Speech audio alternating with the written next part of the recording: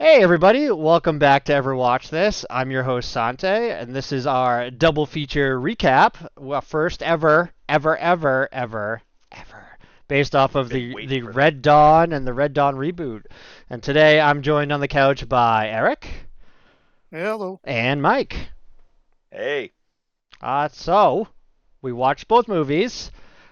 yes. Just to clear this out of the way, I'm pretty sure I know your responses, but out of the two, which did you guys like more? I'll start with you, Eric. Well, I've got to say, I have to be fair. I did enjoy the new one a lot more than I expected to, and I think it was a good film, a good movie. I love the original. I'm sorry. I will It's always love that it movie. is hard to beat. What about you, Mike? I know you're. Okay, so I want to give this a fair because I'm not gonna lie, I've been waiting for this discussion for a while. I actually like both movies. There's nitpicking on both. I want to say it's hard for me. I want to say I wanted. To be honest, I do enjoy the original better, but that's also not being fair for the remake because honestly, they're two different movies, and that's literally like why I wanted to discuss with this. Well, that's So, that's a fun thing too that I think coming from my end because I experienced the remake or the reboot first. Um, true. but there's one thing that I think we all kind of like hits us in the nostalgia feels where that the original feels like an old classic movie, like something we all grew up with, like obviously the way it's shot and like the way it looks and just like the Even dialogue if and we didn't stuff. grow up with it, and even if we didn't grow up, Yeah. but even if we didn't grow up with the movie, it still feels that Yeah, way. Uh, it still like gives you that feeling of nostalgia. So even with that being said, I understood what the original was like before watching it. Obviously, I got a pretty good idea, and people like coining phrases and just a general sense of what the movie was going to be about. But watching the what remake, I definitely agree. Like the original is just it gives me that sense of nostalgia despite it not being something that should fit within that wheelhouse for me. And that's so I may have to cut you off on that one. When you said watching the original movie, do you mean reminiscing everything about the first movie? Are you I watch it in my brain. you call it almost everything? I think something said there was actually something we've all. I'm taking a guess based on our reactions to the films watching them, but they are. I think it's a fair thing to say we all agree that they are really two different kinds of movies. Mhm. The new one is much more of an action movie with sort of.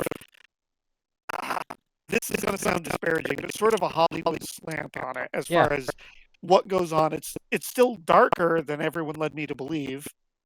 It It still has a was. lot more emotion in it than most people led me to believe, but it's much more of an actiony type movie. And I think the original film gets sold short, in my opinion, where people call it. I've seen people go flat out and say it's a propaganda movie, which I totally disagree with.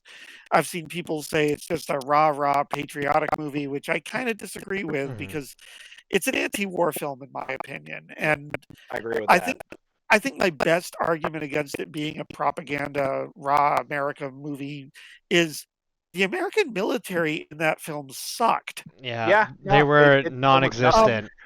like yes, they existed, and yes, they did do a few things, and the war was other places, but nothing about that was really, boy, our government sure had our back on this. Well, I guess I in mean, that sense it's too, Calling it it there. it does instill like as far as like let's just pretend like that notion of it being a propaganda movie is correct. That's that instills a much greater fear in me than if the U.S. military, whichever branch, was like, oh, we're fighting them on all fronts, so we're winning, we're doing back. It's like, holy yeah. fuck, if this actually happens, like these guys are really a threat. They could do this to us, and there's nothing we Yeah, could do.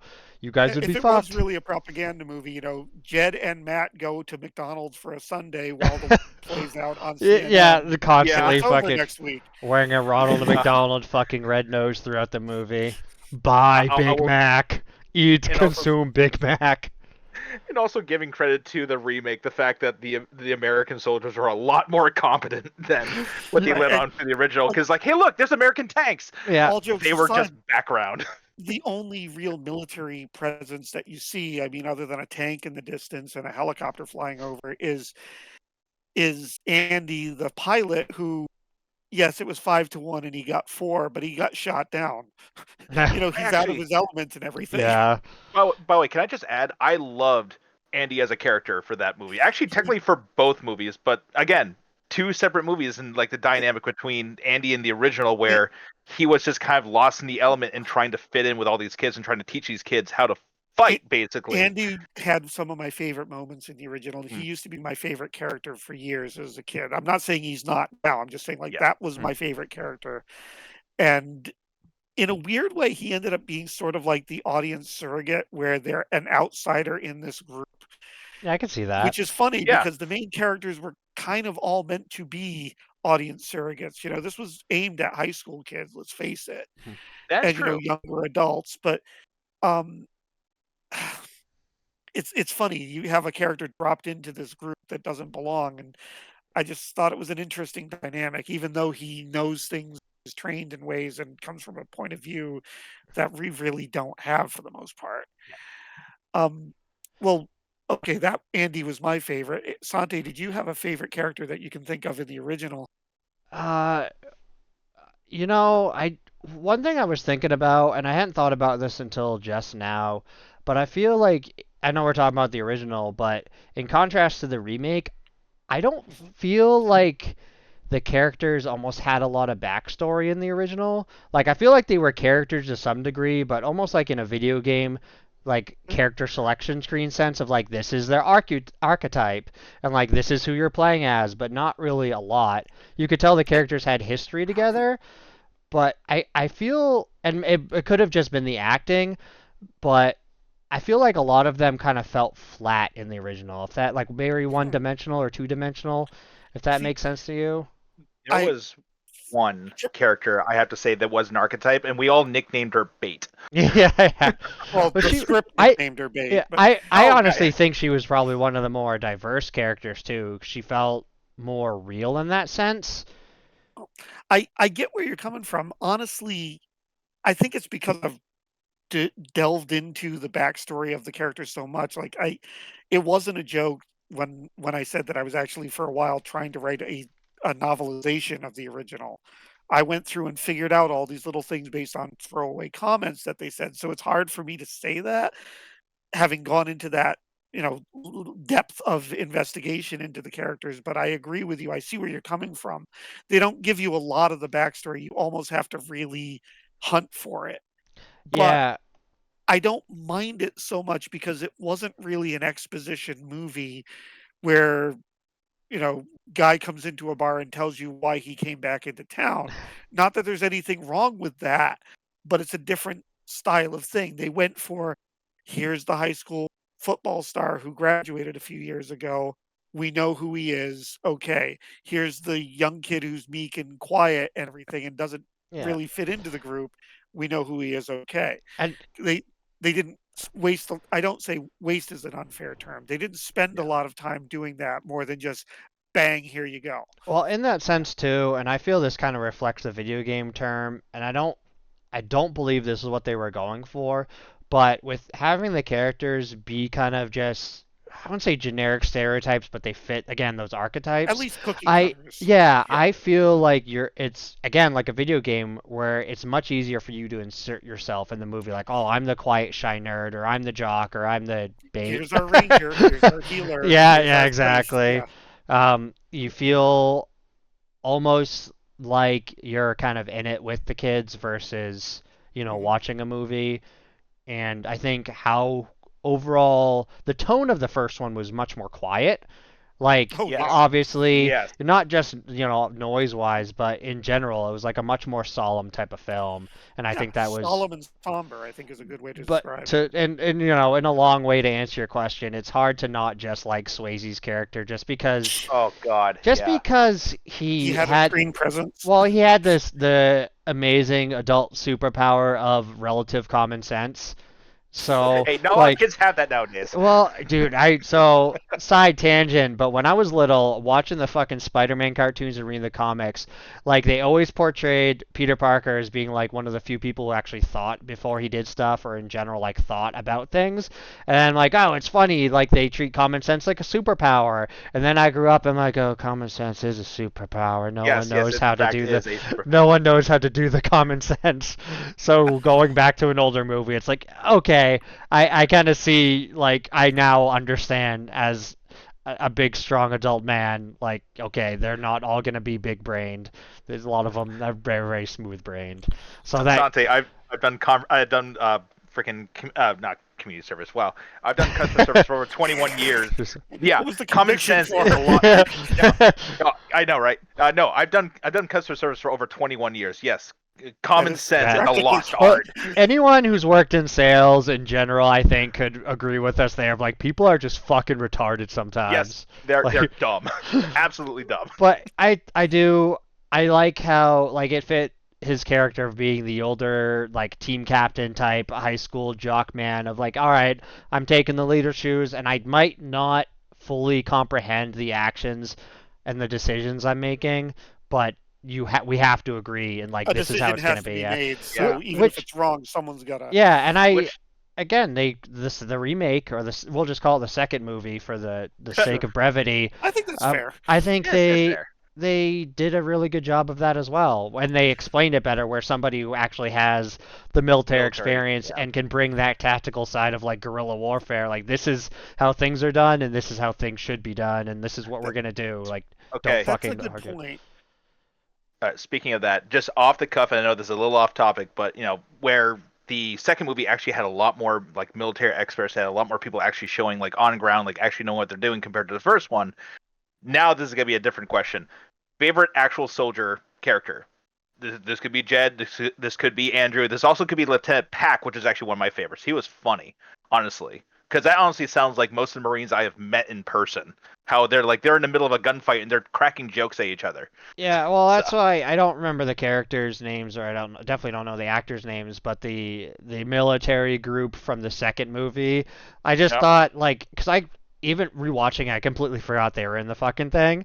But then like their banter, it was so real, and it just I don't know, not just that it made me laugh, but they had that kind of grizzled like war veteran thing down and like when they're jumping out the window and they're like these fucking kids like One landed on his knees like yeah I'm gonna feel that in the morning. yeah I thought it was a fun inclusion in the movie where they again they clearly took it as inspiration or took it directly from the first movie, but they gave it a little extra flavor, which I appreciated. So although not my favorite as far as like inclusion is concerned of like character types, I think that was probably my favorite. But Bait was my favorite because that's probably what I would have.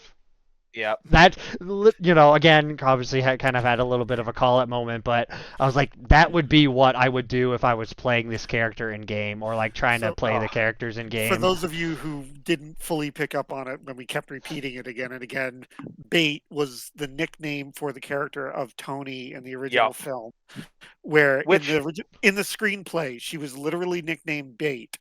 This Yep. isn't something we came up with.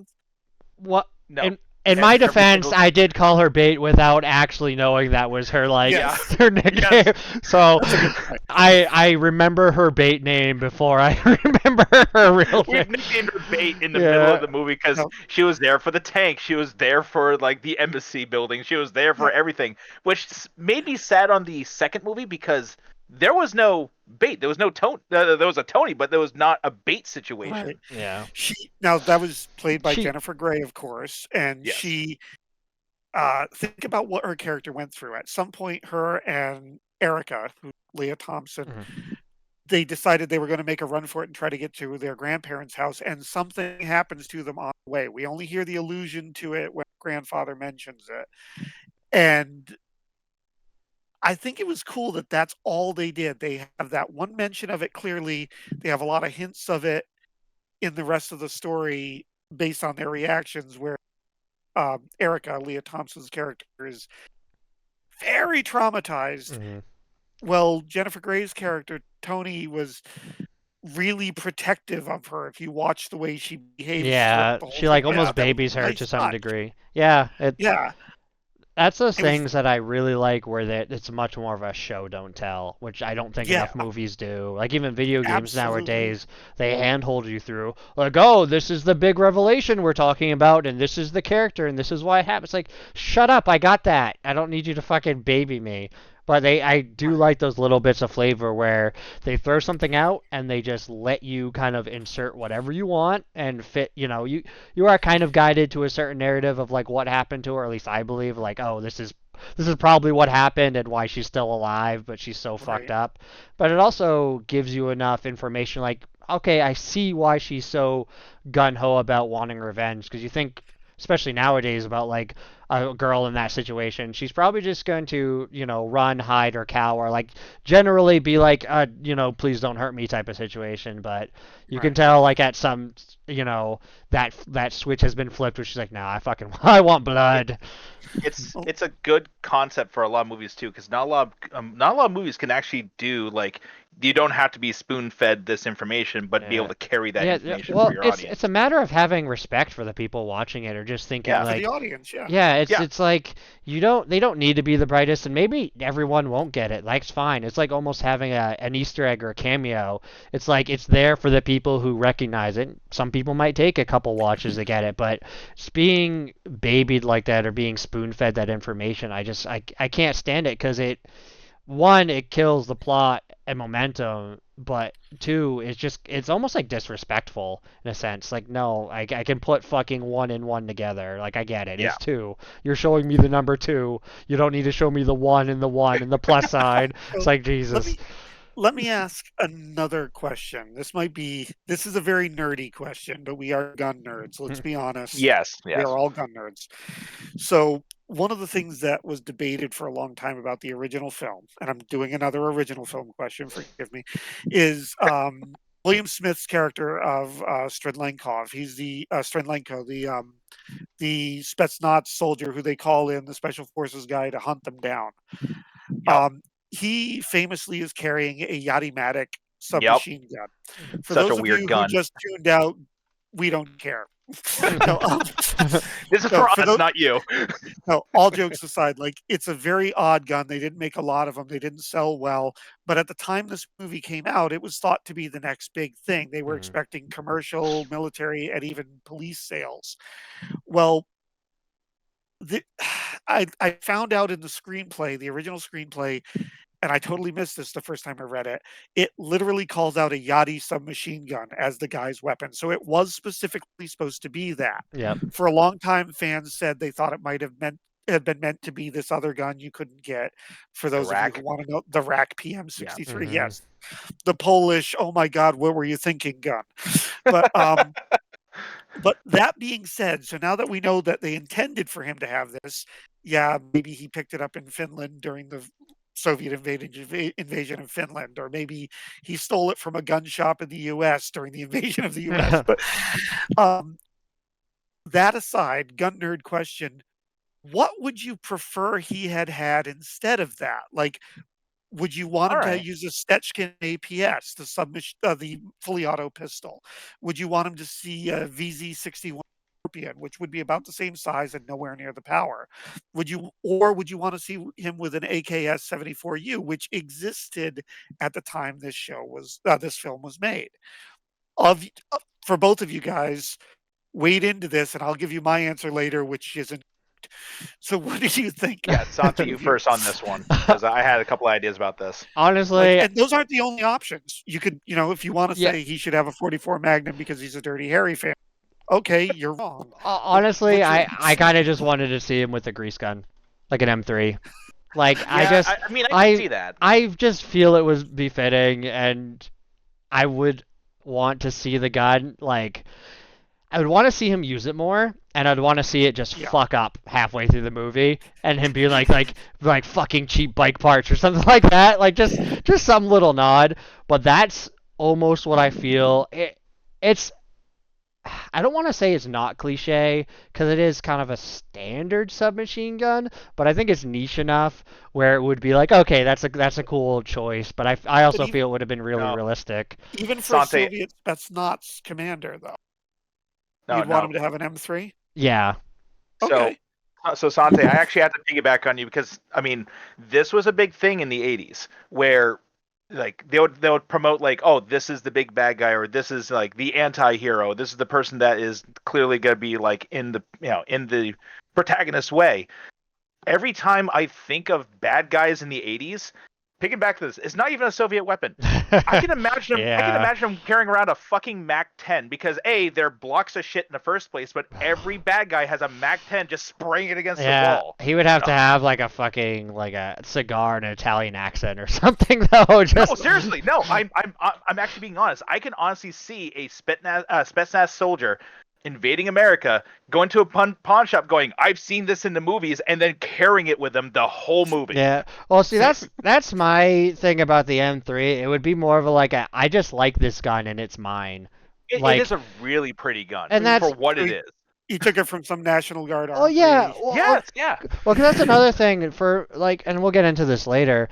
But there's certain weapons where it's like, okay, it's not totally realistic that they would have that, but I can see that they would get it. Like, there's not like, oh, it's a fucking, a goddamn like Civil War cannon or something, which again it might be, they're just walking around with. But So it's he goes Predator and comes. yeah, with yeah, mean, exactly.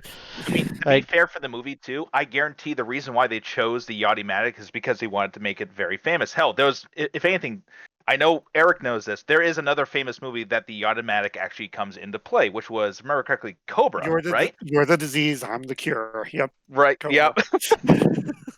That's where like the only other movie that the Yachty-Matic was actually very famous. I'm I can just- see why they're trying to promote it. well, So, okay, I do have a question after this, but I want to hear Eric's answer first. Well, like I said, I mentioned the Stechkin, which would be a really cool and realistic choice. Snots guy, especially if he had done time in Afghanistan. The Scorpion would fit, but personally, I would like to see him with an AKS 74U. They existed at the time. Alright. It would be an officer's weapon, but we all know why they couldn't have that because they had a hard enough time getting AK lookalikes in this film. Yeah, I mean, we could talck about the Dishka all day. and So I guess it depends on who the director would Sure. be, but for modern. Milius was a gun nut. You have to know that about the man. Well, that's the thing. It would be, at least nowadays. It's hard to say back then, but it'd be a very bland gun to have, because like you Still. think bad guy like AK in general, like you think Russian. Well, at least for like us, 80s, like fucking Schwarzenegger films and stuff. Oh god, like yeah. bad guy. Oh, that guy's got an AK. He's evil Russian. I'll put it Kick his ass. If it was There's a a gangster on the Stallone back. film, Yeah. if it was a Stallone film, I'll give him something outlandish. But considering how much they tried to ground this in reality, I would have liked to have seen that, especially. God.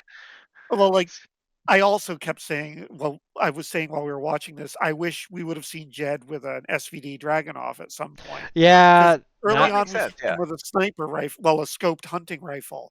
And yeah, I get the RPK made a lot of sense too, because you need someone to lay down fire. You need something a little heavier. And he's the only one who he would trust with that, I think. But It was a big But- gun. it would have been cool to have seen that. I'm not saying what they put in was wrong. I'm just saying it would have been a neat option.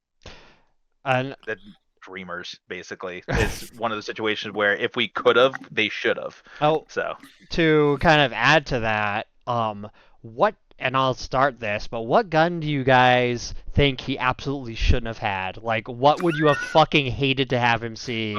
Doesn't have to be in the same wheelhouse. Obviously, like keep it relatively realistic. But for me personally, and it kind of fits with what I said about the AK, so I would have hated to see him with an MP5.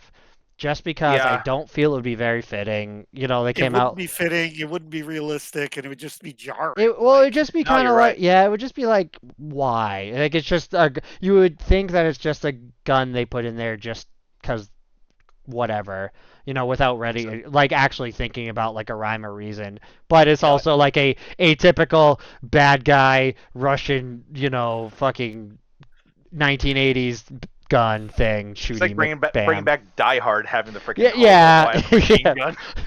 Okay, what would I hate to have him Yeah, have in yes. the 80s movie? I'd hate to see him with an M16 M203 combination. Those showed up in Yeah, everything. that's Yeah, fair. no.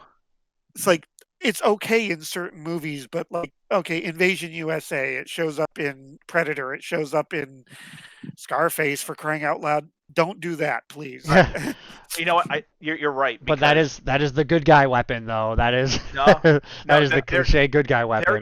there is one gun that both good guys and bad guys cliched always freaking carried. RPG. I'm glad he did not carry a Desert Eagle.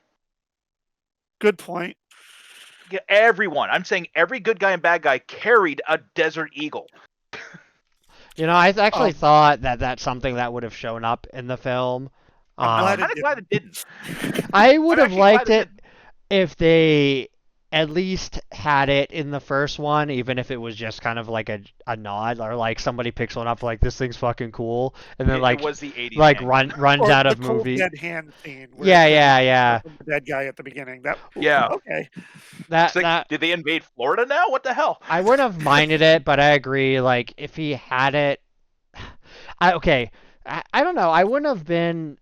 I guess I wouldn't have cared either way, but it would have just It would been take kind me of. out. It would have been like a non, like you could again with like the MP5. Like why does he have that? Like it just Yeah. kind of like there wouldn't be a rhyme or reason. I'm cool with someone being like, this is a cool gun, and I like him having it because it's part of his character. Like if he had, you know, a fucking blinged out Desert Eagle and he's a fucking God. gangster or whatever. We But already had characters that looked like freaking like warlords. In I that would movie, have so. I would have liked to have seen him have like kind of going back to the first question, but like if he had something that was ancestral and passed down to him, like oh this was Okay. my pappies from World War II or World War One As a or Luger. yeah, well that exactly Smith & Wesson 44 Russian. yeah. Yeah. Or Tsarist era. or Russian, again, that it would be a little cliche, but even like a break top revolver, like the Chinese made, or like Smith & Wesson 44 yeah, Russian. yeah, exactly. Like Oh.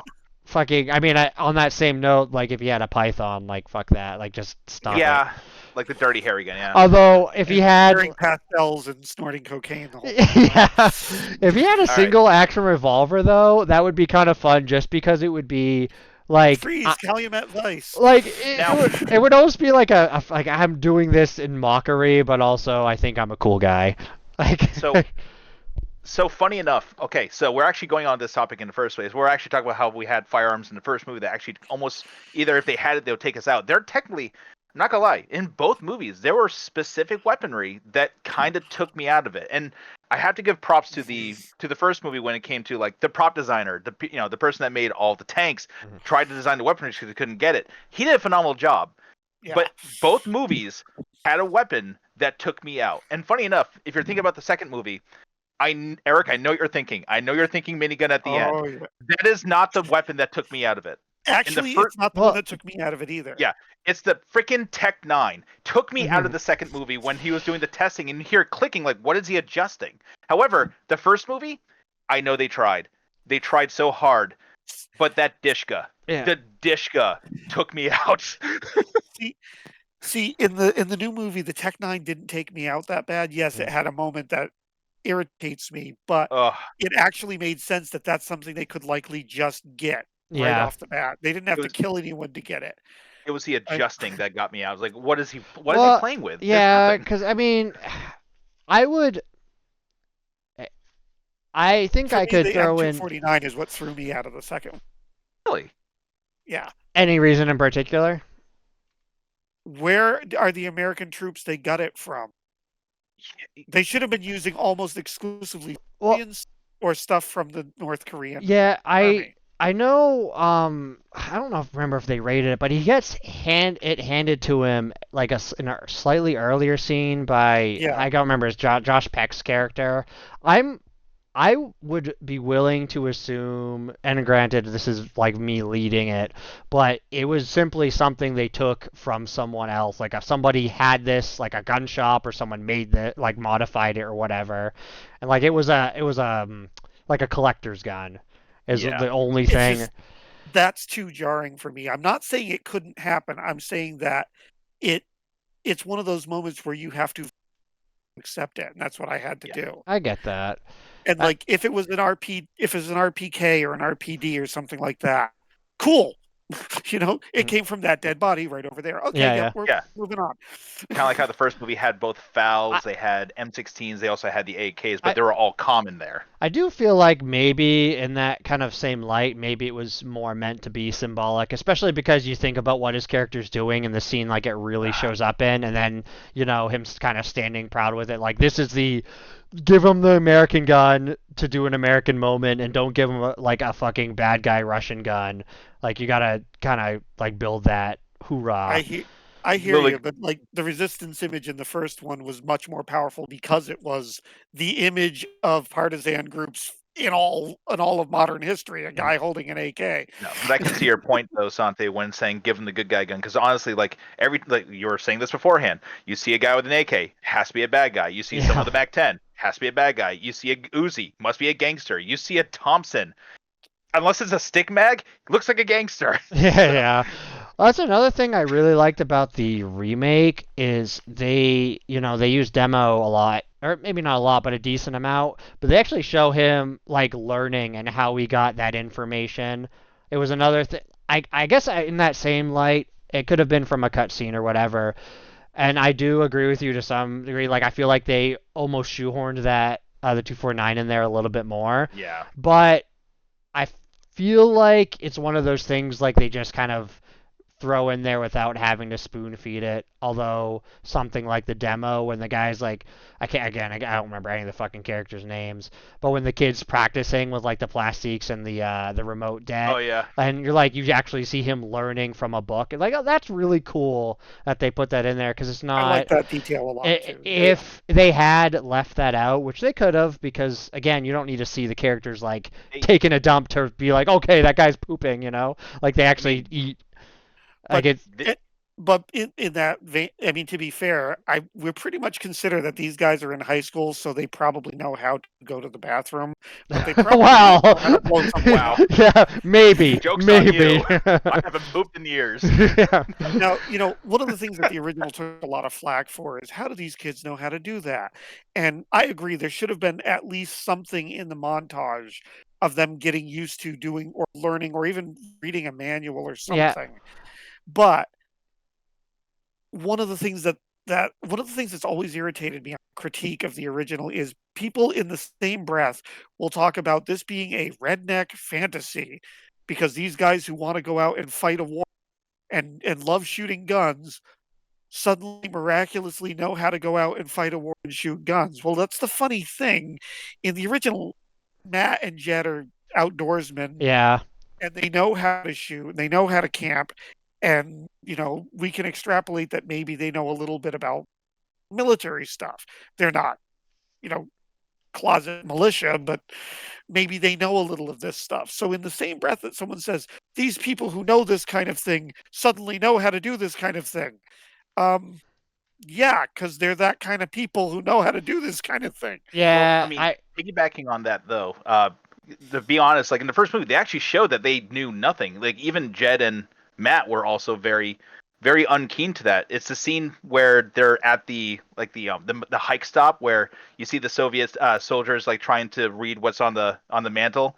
However, they're all trying to hide. They're scurrying. They don't know what to do. But if anything, it shows that they were starting to learn it on their own. Like they were starting to learn what guerrilla tactics were.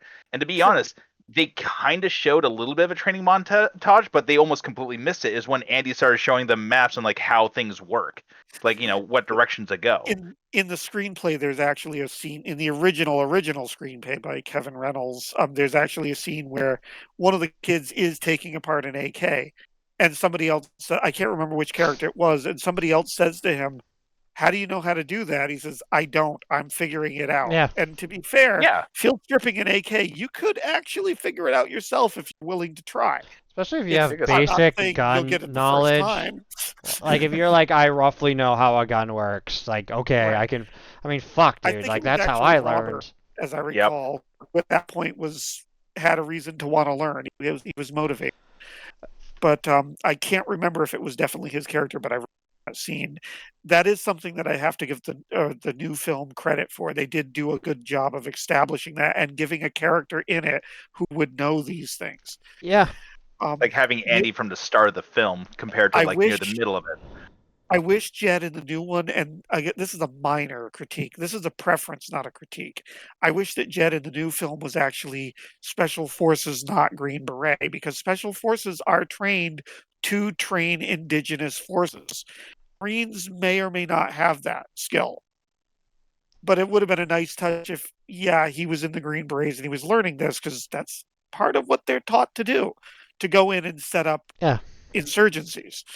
It is cool. That's not all they know. I think that's something they did pretty well in both films, where they're like, it makes sense for these guys to have this skill set, and you can be like, well, he might have these skills, he might not have these ones, but the ones that they had was like, okay, I can see why they're able to do it. And then there are the kids that I have no fucking clue how to even gun, and they were taught throughout the movie, which They were taught how to gun. Yeah, they were taught how to gun.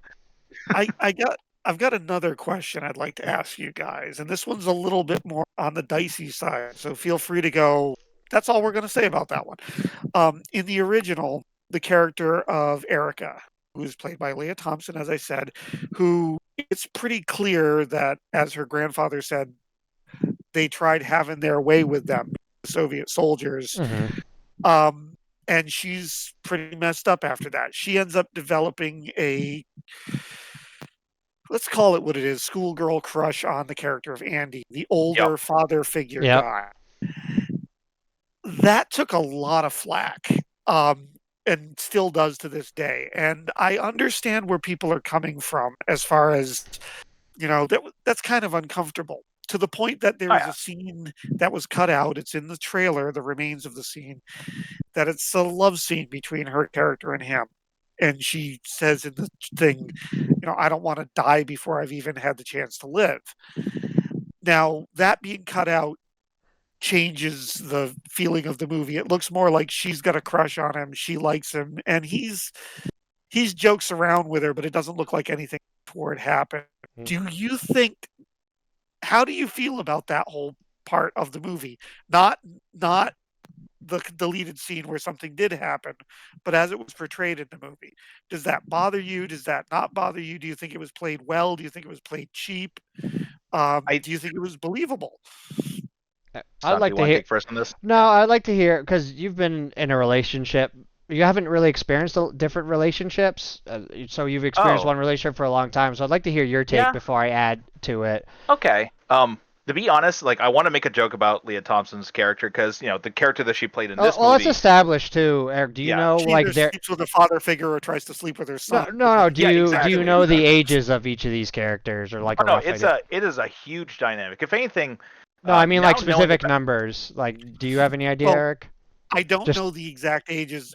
Erica could theoretically be just out of high school. Yeah. But I'm leaning more towards she's between 16, 17. Yeah, I was going to say probably I would 17, say 18. 17 is my guess at the most. I was going to say, Andy in the movie is lieutenant colonel. And he's got to be at least upper 30s. 20s. I'm gonna say he's more like late 30s.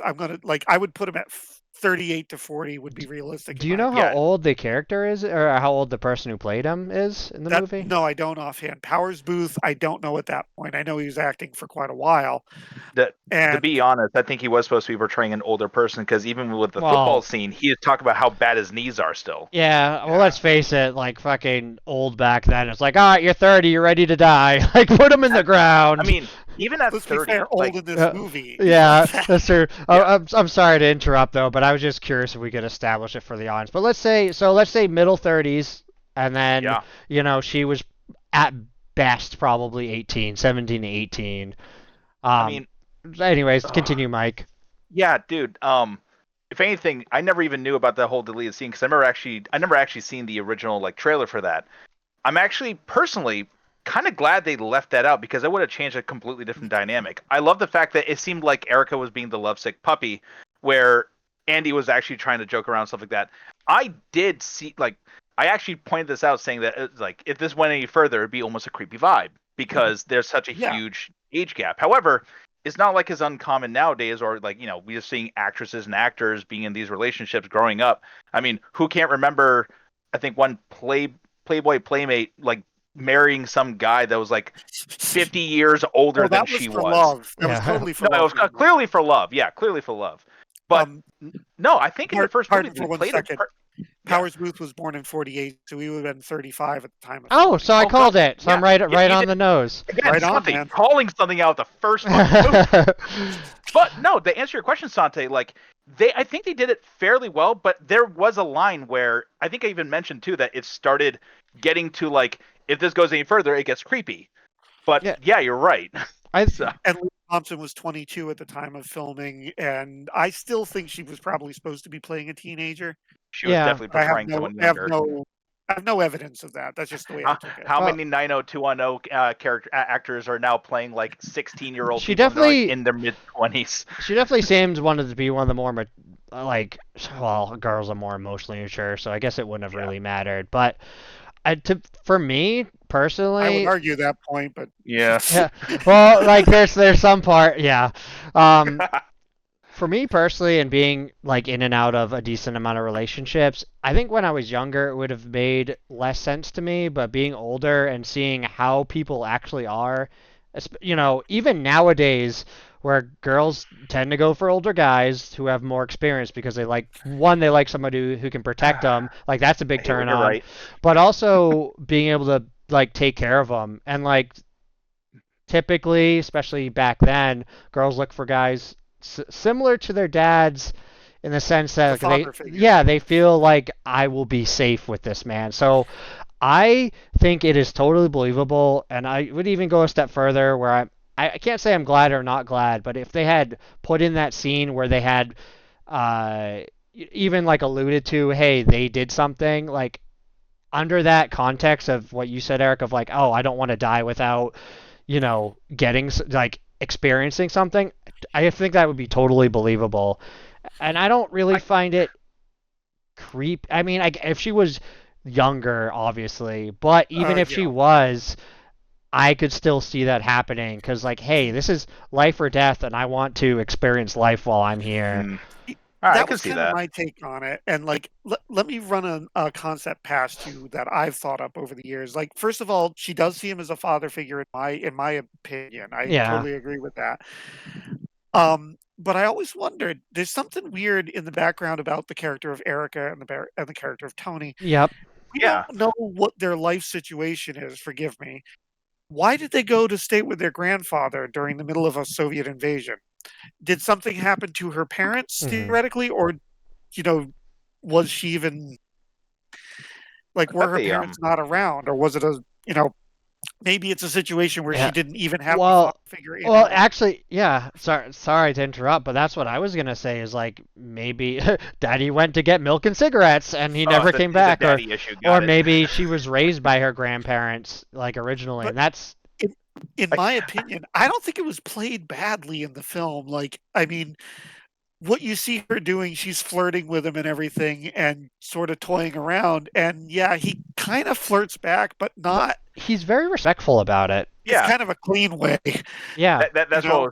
that's what I was meaning too. But like, if it's like this is actually good, this works. But if it was any further, I mean, I do get the dynamic that you're mentioning. Sante is like, oh, that's what a lot of women look for, and I get that too. It's like, man, I think I can dig this guy. He can drive a Corvette. Yeah. I would have.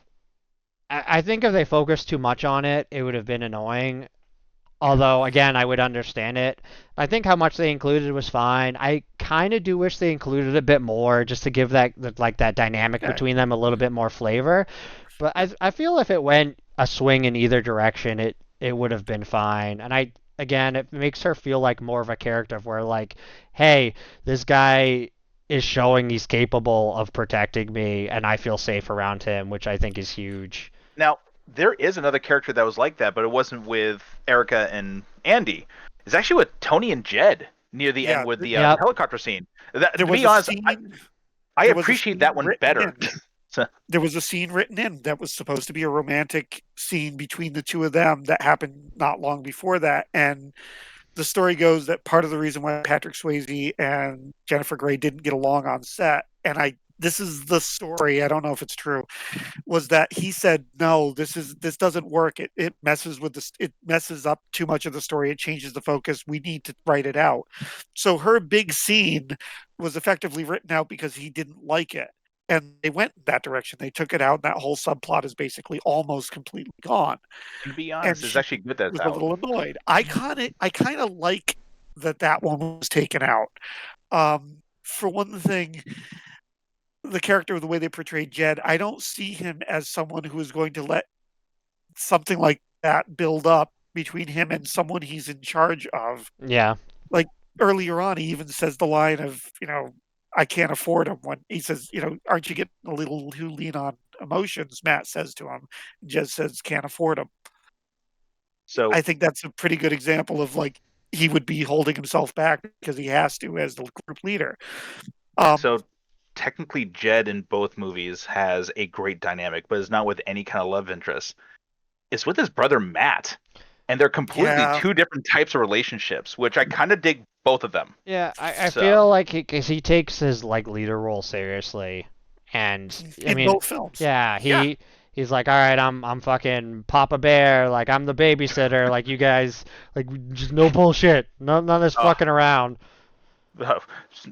In the second movie, he clearly had to babysit. Yeah, Matt well, I a do. lot. So I was gonna bring that up. It's Is a like, shame he didn't do a little more. yeah, I feel like again, like changing the movie for the times in that sense, it made sense because like especially at the beginning where they're flirting, he's like, "I gotta get my girlfriend." Like there's fucking guys with guns trying to murder us. Anyway, he's like, "I don't care. I need the love. I need it." Like I Matt feel was like he Matt were. was a lot more selfish. Yeah, in he it, was so, just yeah. very belligerent, but it's like for a kid, I can totally believe a Yeah. kid that Yeah. behaving That was that way. like not Yeah. thinking about the big picture, just thinking about right now and like being more a teenager, like you're going through all like the hormone bullshit, so you're subject to your emotions much more than the rational brain. Like this is so believable. Like he cares more about his fucking phone right now than like Yeah. okay, you can't get your goddamn Twitters or Instagrams or your TikToks. Like Well, I mean, that's also an open discussion about like what was the family dynamic, like when the remake was made or the second movie came out, which was 2012, to when the first movie came out in the 80s, like where you can literally see there's a huge tone shift where they want to make sure it was more believable, like how an actual family would act. yeah. Where in the first movie, Jed and Matt, played by Patrick Swayze and Charlie Sheen, they were more agreeable, but they did still argue. However, they also argued in a sensible way where you can actually follow from being an outsider in this conversation. In the original, the only big point that Matt argued with him, yes, he discussed things with him, but the only big point was like when they were about to execute Daryl. Yeah. And I love that. He's the one who said, no, we're not doing it. We're not doing it. But other than that, almost all the time, he's right there with his brother. He'll discuss things at times, but almost always in private, which it's a really cool family dynamic that you can believe comes from the father figure we see them talking to so briefly. I also feel something that lends itself to that, and I could be wrong, just not read up enough about it, but I feel like the age gap in the second movie between the brothers was much greater versus being like a year or two. Like I feel like, hey, Chris Hemsworth's character, I think him playing Jed. Who's done at least one tour. Yeah, well, exactly. So he's been like gone for a few years. So there's at least that where Josh Peck's Matt character is like, all right, I'm still in high school. So you're like, okay, there's probably like a good 4 to 6 years between these guys.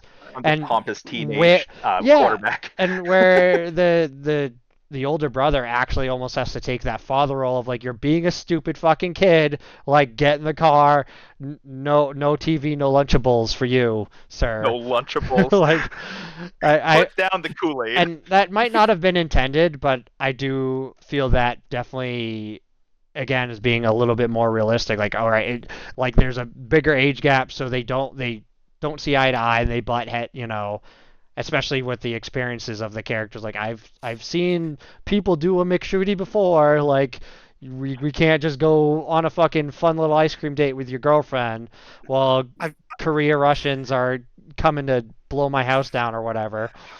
Yeah, I have a really difficult question for both of you, but This one's very controversial.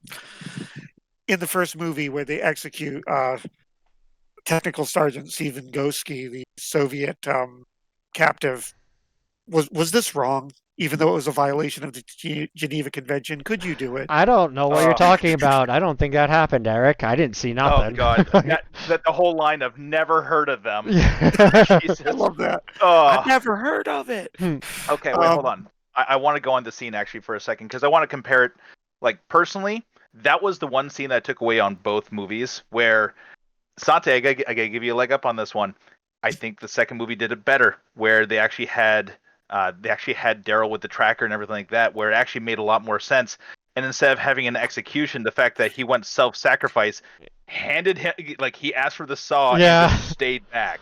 Where with the first movie with like back scene, I honestly love the scene where you see all the Soviet troops actually trying to go up the mountain, actually using the tracker and stuff like that, and actually finding them. But the lead up of, hey, how'd they figure this out? And it's the fact that Daryl just had it on him and they didn't really explain why. Like we're you know going back to what you're talking about, where the first movie didn't spoon feed you a lot, but there was a lot of things that they didn't give you any emphasis for. I feel that like was one that I wish I had. I almost feel like they yada yada away some of that stuff in the first one, which that's one of my. Sorry. No, I was actually agreeing. It's just I feel like they doing a lot of sci-fi stuff and sciencey crap nowadays where they're like, oh, how do you science this? And they're like, yada yada, magic bullshit, yada yada. Magic bullet. And that So let me frame this question with that thing though. One of the things that bothers me in the original is how far away are the mountains from the town? How long does it take someone to get from where they're hiding to the town? And that greatly changes the difference on how Daryl could have gotten back without anyone knowing it, gotten captured, turned in by his father, and gotten forced to eat a bug. Yeah. And I mean a tracker bug. Yeah. I don't mean they went, ooh, let's make him eat a centipede. No. I don't know. I think the tracker stab was a lot better in the first and second one. But this whole thing, that's one thing that's always gotten to me about the movie, and I've never. Even when I was working on trying to do my own novelization of it, I could never figure out how far are they from the mountains? How far is the mountains from the town? How exactly did Daryl just walk off and no one noticed? Well, that's one thing I was thinking about on the scene where they're actually executing him, because they're in a big open field and they're clearly far enough away where not only do they assume like nobody will be able to hear the gunshots, but you can't see any resemblance of a town or a city in anywhere. And it's like you can see the mountain ranges in the back, and to be honest, where I'm living now, it kind of resembles that of like, hey, there's a big ass mountain right there, but it takes some time to get up, like to get to and get up. In the original, they drive out of town and they're a long way out of town. Yeah. They get to Morris's market, Robert's father's market, and you can't even see the town in the background. You just see a big explosion, and it takes a long time for the sound to even get to them. And then if you look from where they are at the market, it's a long way to the mountains even. Yeah. Like the mountains are in the distance. They're not in the foothills. I would have liked them to say something maybe earlier or establish like, hey, he goes into the town for recon.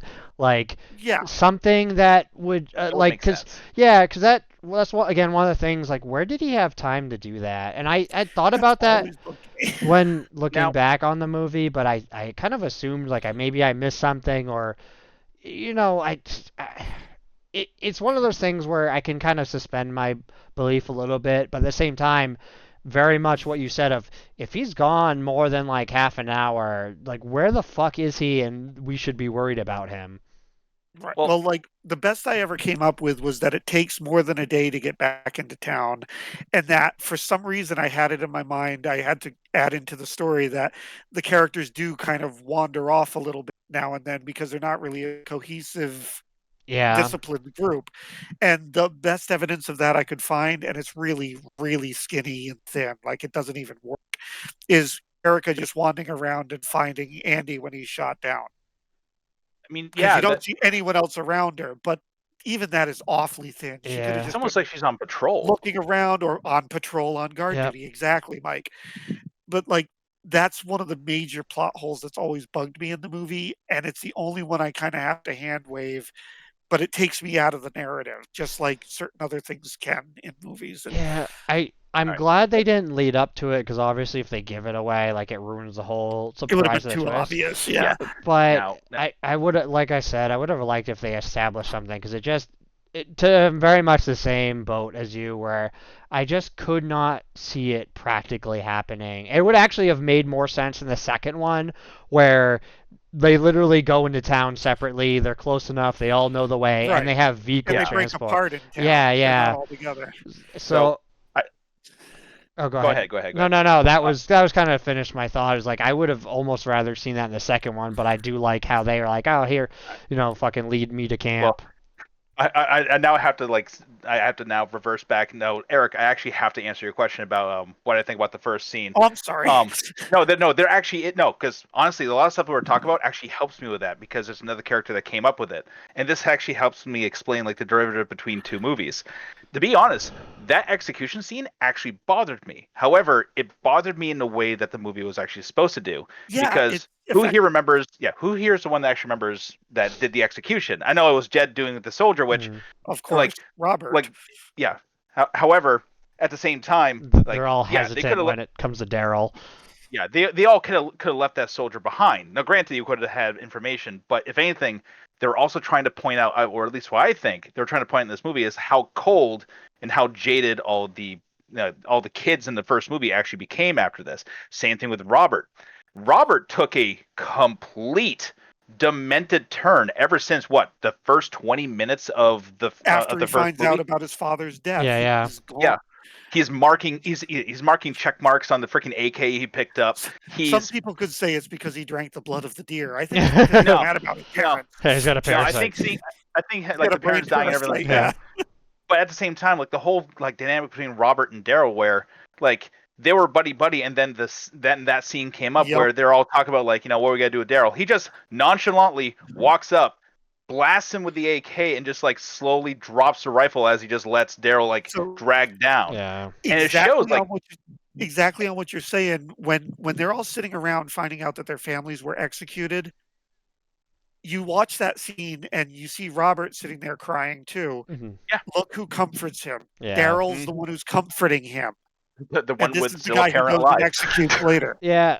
And I think such a neat touch. I think it was really well done too, because it's believable, and he's clearly like, okay, you're one of the bad guys now. This is your fault. Like fucking eat it. But I do like the fact that there was indecision though among them. Matt, that's the one time Matt stands up and says, "We're not doing this." Yeah. And that's true. Danny's in the background screaming, "This isn't happening!" But you notice the two girls who have, you could arguably say have gone through the worst of it. Yeah. I think that would be a fair argument. Yeah. I think it's a very fair argument. They're just there. Yeah. They're like, They're almost absent throughout parts of the film. Yeah. Like you can tell they're just mentally distanced themselves, which they're kind of they suffered through that trauma, which is super fair. But you notice they're the first one to shoot any of the Russians. Yeah. That's another thing. I honestly think that was the first time that like the whole scene where again they're shooting at the Russians and stuff like that. That was really the movie trying to cement the fact of how much of this scenario has changed these students from being just not knowing what is going on, running into the woods, and then all of a sudden now guerrilla attacking Soviets. To be fair, Danny shoots the Russian officer with an arrow. Yep. But it's I can't remember. I think it's Tony is the first one to get one of the AKs and shoot the guy in the back. It might be Erica, but I think it was Tony. I think it was Tony. And that was just also she does it unbelievably sloppy. Yeah, and that's not a critique. That's what I was gonna say. Totally perfect. Yeah, like they're very messy. Yes. She 2-hand pistol grips. Yep. An AK. And she's holding it with both hands on the pistol grip, nothing further, and shoots him in the back, and it's everywhere. The bullets are everywhere. That was such a nice touch. She didn't like roll on the ground, grab it, quick change of mag, fucking like knock the stock and headshot him with one bullet. Yeah. Well, sorry, Jennifer Grey as John Wick. Yeah. Jennifer Wick. They killed my father. As far as like morally, from your question, because I like to think myself like how like granted, like you're killing a captive, but as far as I can see, it's you guys did it first. Like you broke the bro code of war.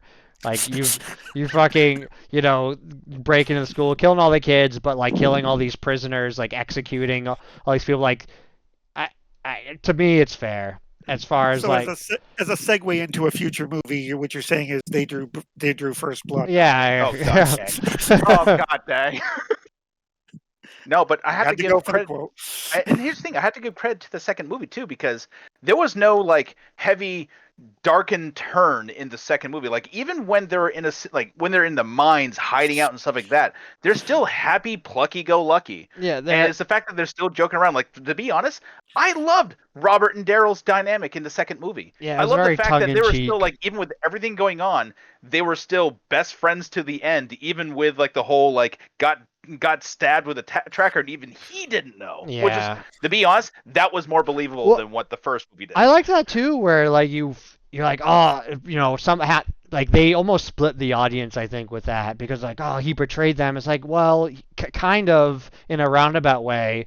Yeah, it's not his fault, but he did lead them back to him, and he is responsible for their deaths. But you feel bad for him when they're driving away. You're like, no, go back. Like, No, don't no, leave him. It's like leaving the no, no. family dog behind. Like, come back, buddy. To be honest, between Robert and Daryl in the second movie, I felt like there was nothing in this movie that there was a line that was crossed. Yeah, it wasn't like that sent except off. Jed and Matt in the second movie. Holy fuck! I- The fact of trying to save Erica off the bus. That was like the only line I'm like, all right, I would piss a whip this kid. For doing Yeah, that. seriously, and Or- that's one thing I was gonna lead into too. It's I like his actions at the beginning, like, oh, I gotta save my girlfriend, like we're not fucking doing it, and he almost gets them killed like right out the gate when they're Yep. driving through. Which I like that scene overall, like him driving through the Yeah. town and there's shit going on. Like that was fucking cool because it's just chaos, and you gotta think Yes. like they're freaking out, like.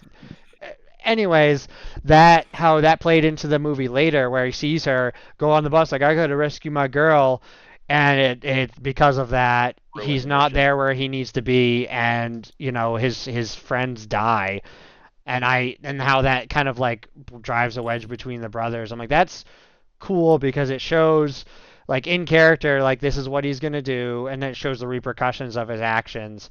And being a kid, like he doesn't fully comprehend like he's responsible for that. Like you guys could have won the day, but it still was kind of foobar to begin with because they found the explosives. But still, So, an ultimate question here, and this is not the end of our discussion, but No, hardly. this is not a which would you this is not about which, well, no, let's ask it both ways. Which of those two groups would you rather be stuck in, and which of those two movies would you rather be stuck in? Now the first one is based on the group of characters, their behavior, their abilities, and their situation. Would you rather be in the 1984 or the 2012? The second question is, which group of enemies would you want to face? In other words, which movie would you rather be in? So, like, which group? The 84 Wolverines, the 2012 Wolverines, or which movie? Facing the Soviet Union just before their collapse, or facing North Korea yeah, with the more Russians. people, yeah, with more people and planes and guns and everything than the country has loaves of bread. I mean, to be honest, that movie had a lot of changes about the enemy. In fact, by the way, Santa, you're asking if they actually called something. No, Kim Jong Il actually passed away before that. In fact, that was like when they were in production, that stuff was already starting to happen. And then when China was basically giving a big propaganda of like, no, we don't want it to be China or anything like that because they would kill the market for movies. So they decide, yeah, fuck it. Who's on the news right now? North Korea, because Kim Jong Un is coming in. So, but I still think they should have kept it China. Yes, it would have killed Yeah. the sales market, but you know what? Have some guts and make the movie you want to make. Don't worry about sales. Make the art and see what it comes out I like. feel let's go- like let's go they back to your would. movie, Well, though. I feel like to add on to that, I feel like they wouldn't have fleshed it out enough. But I feel like they do leave little bits and pieces of. I don't think it's just Korea. Like they do it kind of explicitly state like, all right, this is who we're up against. But I feel like, especially with them bringing in like the Spetsnaz guy and like a couple of the people throughout the town, like there's clearly more at play. So maybe I don't think I could just say outright, but no, maybe they are being backed by China or some other big player where they clearly have more resources than they should. And that's something I wish they expounded upon. And maybe it wasn't the idea, but I feel like that's a direction they could have gone if they didn't already kind of make a little hat tilt towards it. Now, So the question though, which group of those characters would you rather be a part of? Definitely the Who would you Patrick rather fight? Swayze's Wolverines, or was it Chris Hemsworth's yeah, Chris. Wolverines? Hemsworth. Yeah, I think definitely Chris Hemsworth because I I- felt like a closer knit group as far as like It's because of the buckets of soda, wasn't it? That's all you How wrote. No, there. no, that it was a the funny Subway sandwiches. Damn it. Now, to be honest, I actually do have to Totally agree you, with Sante. yes. Yeah. I actually rather be stuck with the group of the second movie, the Chris Hemsworth movie, because even though you had the brothers at each other's throats the whole time, there's a lot of people still being selfish. I hate to say because the time the movie was made, they are more relatable than the first movie. However, piggybacking off of that, I think I'd rather fight the freaking stormtrooper accuracy of the first enemies because they couldn't even hit the broadside of the barn. But oh god, shout out to the second movie actually having better acting chops when it came to like even some of the enemies. Yeah, they had also just as bad accuracy, but they didn't look that pathetic. But I also have to give credit to where credit's due on the first movie, where they actually humanized the people that they were fighting. The fact that you had two Soviet like soldiers talking to each other, like one actually, again going back to the freaking campsite scene, he's trying to explain what does it mean, and it's just completely like off the wall wrong, which is just hilarious being an audience member in that. You get the impression that Yuri's always doing this, and they all Yeah. do it. I feel too it might be a Ugh. little bit of recency bias, but I also in the second movie they're definitely better kitted up. Like they have more access to Yeah. more gear. Yep. But it's also stuff I'm more familiar with. Generally. My answer is going to piss both of you off. I Is it would the opposite? I would prefer to be in the new one because the new one was kind of getting away with Hollywood that you couldn't really get away with. Whereas in the original, they were getting their butts kicked left and right, and only two of them survived. Oh, I mean, two technically. Oh, no, you're right. Two did survive. By the way, your guys' thoughts about the brothers, like how they swapped who died first? I don't think that was a problem. I liked it. It was a good surprise. It And I was don't a think it was really a good cheap. surprise. I don't think it was a cheap surprise. No, I think it was okay. and they I almost like the fact that it made Matt grow up a bit. Yeah, Yeah. I feel like well another big thing I guess it didn't weigh my decision, so I can't fairly put it in there, but the second movie was a lot more hopeful in that regard of like, hey, we're doing a big fighty shooty, like we're going to take America back, and then the original like It's we like, hope we survive. yeah, like okay, we're Yeah. in Fallout now, so have fun. Like Gee, some food say- dropped off a Russian truck, and we know it's a bad idea, but we're going to take it because Yeah. we're starving. Yeah. Now, going on that, like between the two scenes where for Jed and Matt, it was literally at the end of the movie where the second movie where it's Chris Hemsworth and Josh Peck, it was what third out of fourth acts. So where you actually had a little lead up to that, you actually had a little like reprimanding. I'm not gonna lie, the first movie where you actually had Jed dragging or carrying Matt to the park It's an bench next to the amazing swings, which that's the thing. I'm not gonna lie. All right, bitching up now. When I originally saw that scene, it made me cry because all I can think about was their father actually it's talking about totally how fine. that.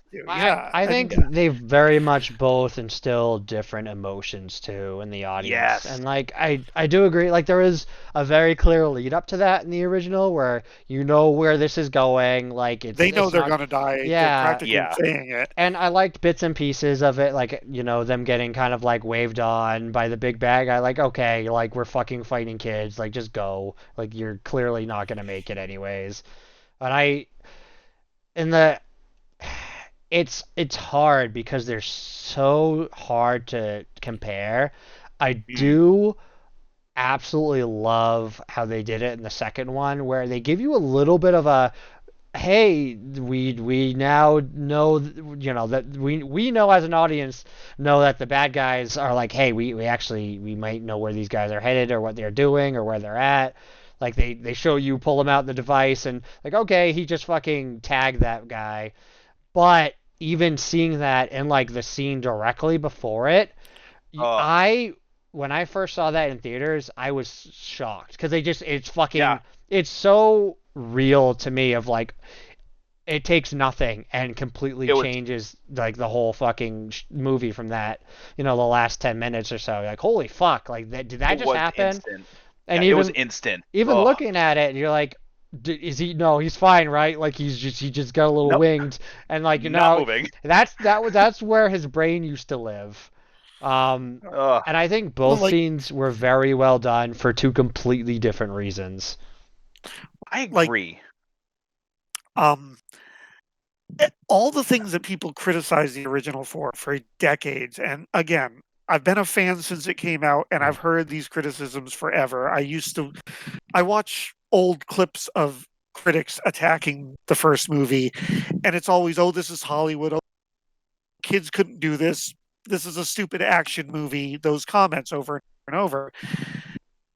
And it's funny because the new one kind of, I almost think when they were making the new one, they said, here's what the original was said to be. Let's do that. And they made sort of over the top Hollywood moments in it. And I'm not saying the new film doesn't have an emotional impact. It was a lot harder hitting than I expected. It was a lot more thoughtful than I expected. But it does kind of end with the, we're going to charge in against the enemy with our minigun Mustang. Whereas the You're still original was bothered like, about that. I I will don't always be bothered with that. But the see point is, in the original, they accused people of that kind of attitude that was very present in the sequel, and that's fine. It's an action movie, okay. But the original got that rap when the original is really a dark, depressing anti-war film that It is a drama. the only American flag waving in it is at the end at the rock where they all died and carved their mm. names on. You know, I feel like It, because of that too, they were made for different audiences of where yeah, absolutely, like 100%. especially if this 100%. is going to be, you go with the assumption that the original was like anti-war or even pro-war propaganda. Like I mean, you could take it either Which way. so many people say, yeah. But I also realize like thinking about this, and I'm surprised I didn't make the connection before. We have a very different experience with these films. Like Oh, obviously not just when we did, but like I don't read other people's like I don't have it any type of weight on other people's like oh this is what they talk about and this is what they discuss about the film, so I don't have any experience with that, and I don't typically do that for movies where I'm like hey these are what these people are thinking about or talking, or like I don't watch other people who review movies because I mean I honestly just don't really care, but um so my thoughts on the movie are very much my own, and I guess I just don't really have the weight of other people or like their thoughts or commentary on the movies in that general sense. I could see that how I could almost make the argument for both sides of the original being like, hey, this is supposed to be anti-war, this is supposed to be being pure pro-war, because you're talking about how grim and bleak it could be, and weighing that against, hey, these are our enemies from World War II. Like this is what they're capable of. If you're not careful, like this is what they're gonna come do. They're gonna come to the U.S. and kill all your families. they, Like, they were Actually, our here's the weird thing. allies in I was gonna World say War they were II. yeah, well, actually. Well, no. To be fair to both you and Sante, they were our allies because Germany fucked them over with their own treaty. yeah, So Yeah, they technically, were they actually were. Germany's yeah, allies, and yeah. then My became our my ally. my Yeah. enemy's enemy is my Exactly, safe ally. It's exactly. exactly what it was. Uh, But like, just because I read other people's critiques of films, like I saw this movie in 1984 and fell in love with it as a kid because action movie. That It isn't was not action. why I still like it. I liked it as a kid because I saw it on a base level. I didn't really get into thinking about it. I liked the movie because as I grew up, I discovered other layers in it. Those layers didn't come from watching Brandon Herrera critique, how the guns were Yeah. done in it. It didn't come from watching. Sorry, I actually want to throw out the names of some of the people whose critiques I've liked, but um, it didn't come from watching what is it, Collative Learning's very long and in-depth analysis of the first film. I watch those other analyses and I've read critics' attacks on them because I want to see what other people think of the film, not because I want to validate or invalidate my own opinion of it. I find it an interesting way to discuss because I don't get to discuss film with a lot Oh of no, people. I totally get you. Like I'm not saying Yeah. your opinions aren't your own in that sense, but at the same, it's hard for me to comment without kind of going through that myself of like, oh, this is what these people without like kind of going down the whole tree of like, hey, this is what the movie's about, or this is what this person says the movie's about, and like here's why. That's why this is a fun discussion. And why I hope Yeah. other people find it an interesting discussion because as we've done with almost all the movies we've watched together, one of us knows the movie inside and out and presents it. One of us might have seen the movie and one of us never has before. And that gives us the ability to share the viewpoint from three different sides.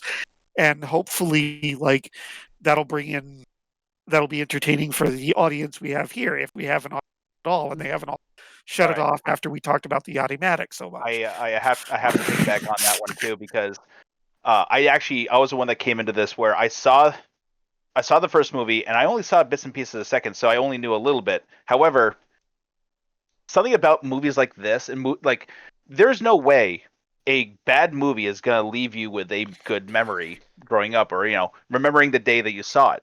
I can actually tell you I have two phenomenal good memories from watching both of these movies for the first time, and technically I may have not watched the entire movie. I remember the movie being on and hearing it. Talk about the second one when I was the first time I think working with you, Sante, actually doing a lot of the gun shows and taking care of a lot of stuff. When you started getting me into the whole, getting into like the craft of like working with firearms, making sure they function, taking them apart. What really got me into it now. And with the first one, and this is gonna sound weird, I actually remember seeing the first movie, first ever, in the movie theaters. Now, I know I wasn't born when the first movie came out, but there was an event going on that the same people that Santi introduced me to was hosting a double feature, and that was the first movie they showcased. And I just remember being in a room full of basically my friends watching this movie, and because the type of work that they do, I remember ordering my first AK watching the first movie. Where I'm listening to the second movie at the gun show and I'm playing with an AK. That was not something we could do in 1984. No, not just because I was so young, but we could not order an AK from the theater. No, From no, the but that's Sears my catalog. point. But that's my point. Like You kids and your darn There's- phones. like I'm trying to get I'm giving both movies great credit because they're both phenomenal movies, and there's no possible way that a bad movie can leave such a good memory in your heart, or something you can always take back to. Like I'm not gonna lie, talking about both movies right now, that's all I'm thinking about in the back of my head is the first day I started working with you guys and actually playing with stuff on the table.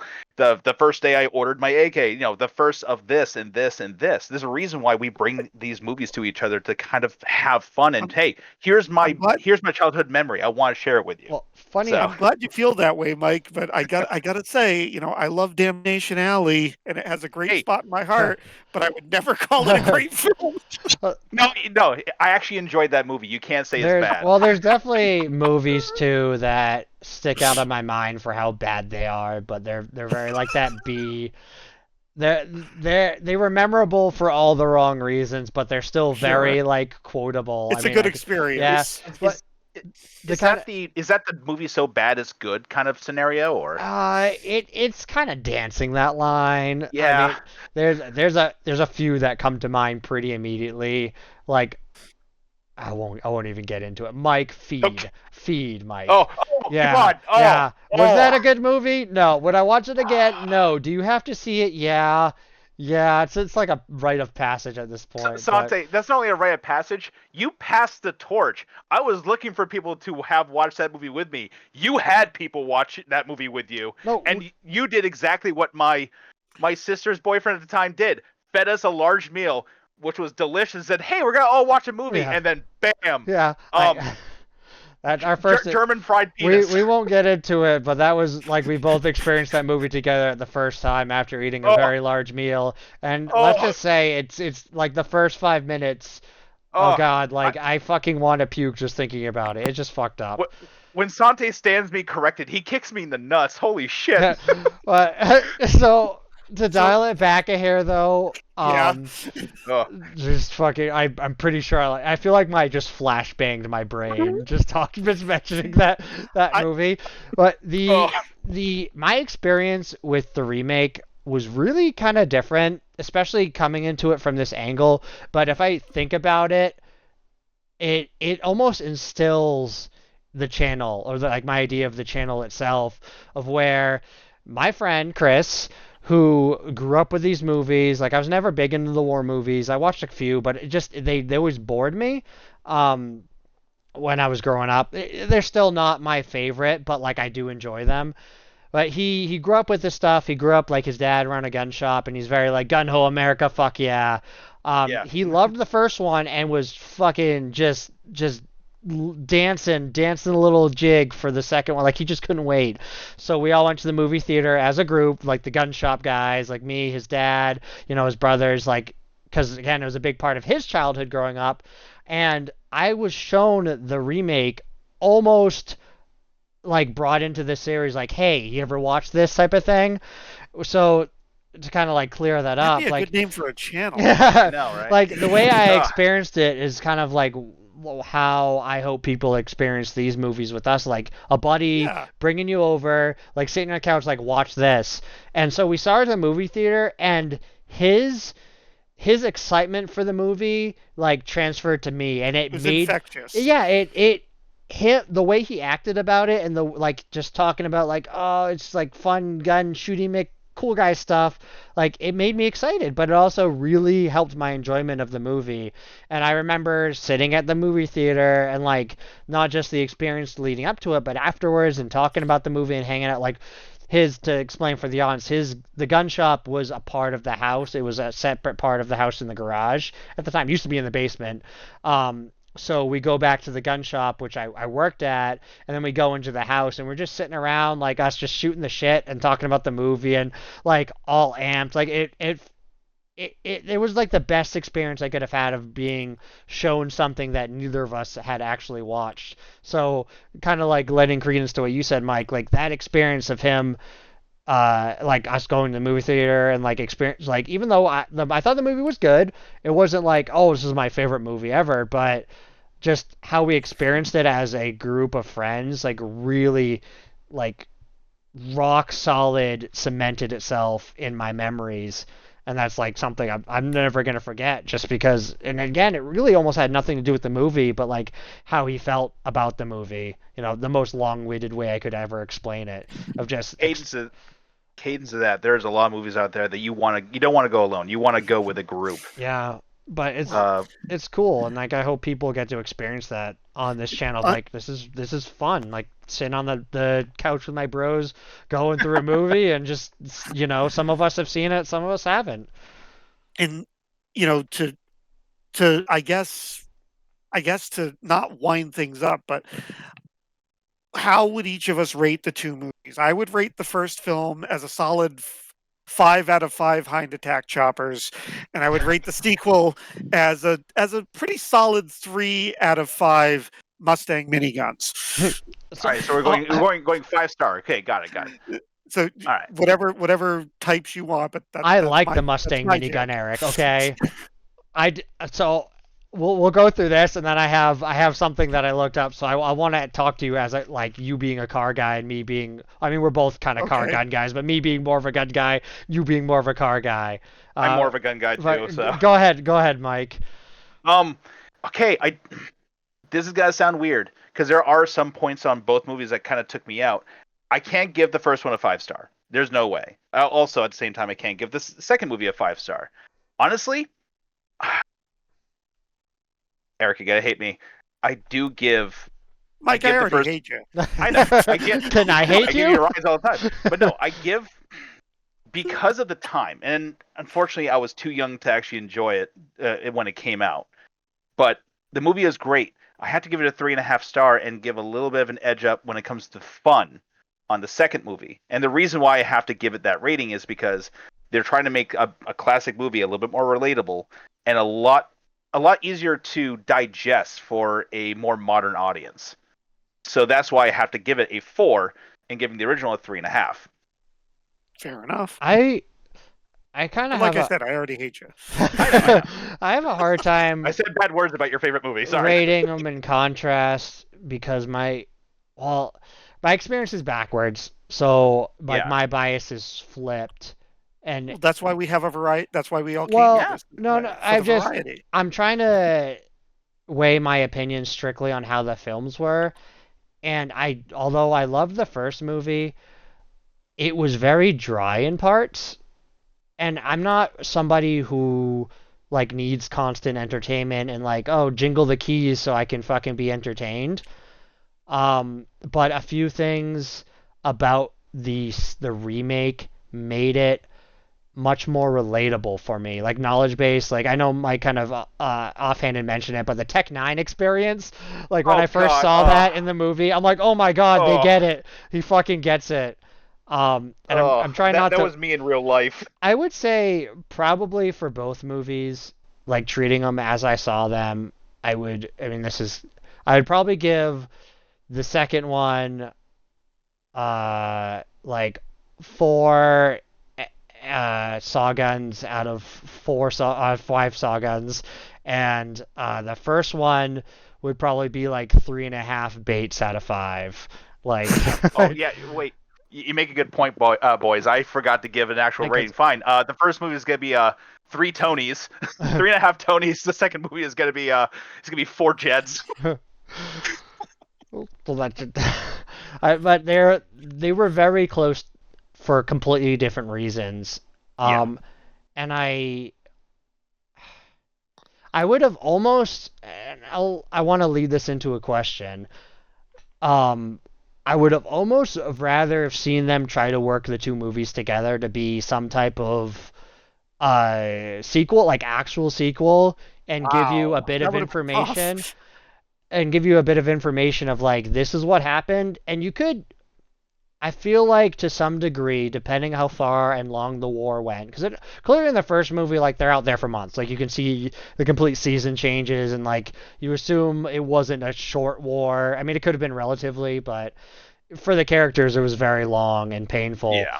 But I would almost have rather seen them have like try to tie the first one together, even if it was loosely, because I feel like you could have probably, with them there being such a big year difference between the two, you could almost take it back. Like, all right, this is World War III, and be like, all right, we're back at the status quo. Like this happened, it's over. Like it was a big event, but things kind of just went back to how they went back to the original timeline, so to speak.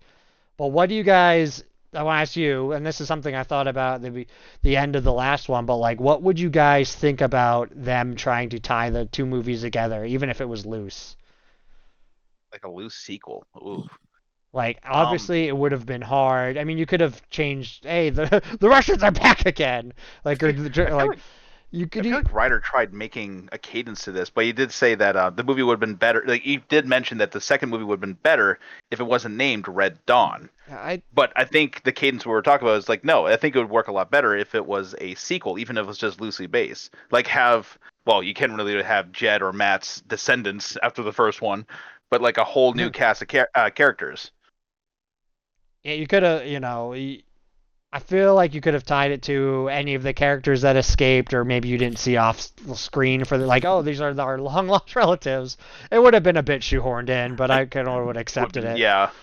I gotta be honest with you, and I mean no offense here, but I can't stand modern Hollywood, and there's no way that I would want them to. No. Like, can you say more? As many problems as I have with this just being a remake, and like, believe me, I still have problems with it. It won me over to the point that I enjoy it as a film, but you have to understand the politics of this film is why John Milius didn't hardly get to work after this film. Hollywood wouldn't work with the man after this. Oh. Like, the only reason he got work is because certain stars said, no, you go get him and let him be a script doctor on here. That's unfair. Okay, one of the major reasons he got work is because people would specifically request him by name. but he had a hard time working in Hollywood, and like some people claim it's a myth, but I think he got blacklisted essentially in Hollywood because he made this fascist right-wing propaganda film, which, come on, it's not. Well, there's no way Hollywood could make a follow-up to that without shooting everything the original established in the foot. I think modern Hollywood could never make a film like the original today. Well, leave that all aside. Like, if say he could have even directed this, like he could have made the second one. Like, would you have rather have seen them try to make a true, honest sequel? Change character. Well, not really. Like, change. Anything about it. Would you have rather have seen that, or would you have rather seen just the reboot, like the movie as it is? If there has to be a movie tied to it, I'd rather see because honestly, I'd rather have a story be told and end versus, hey, let's do another sequel now. And even if they came up with the perfect script, I like stories that have a definitive narrative end to them at some point.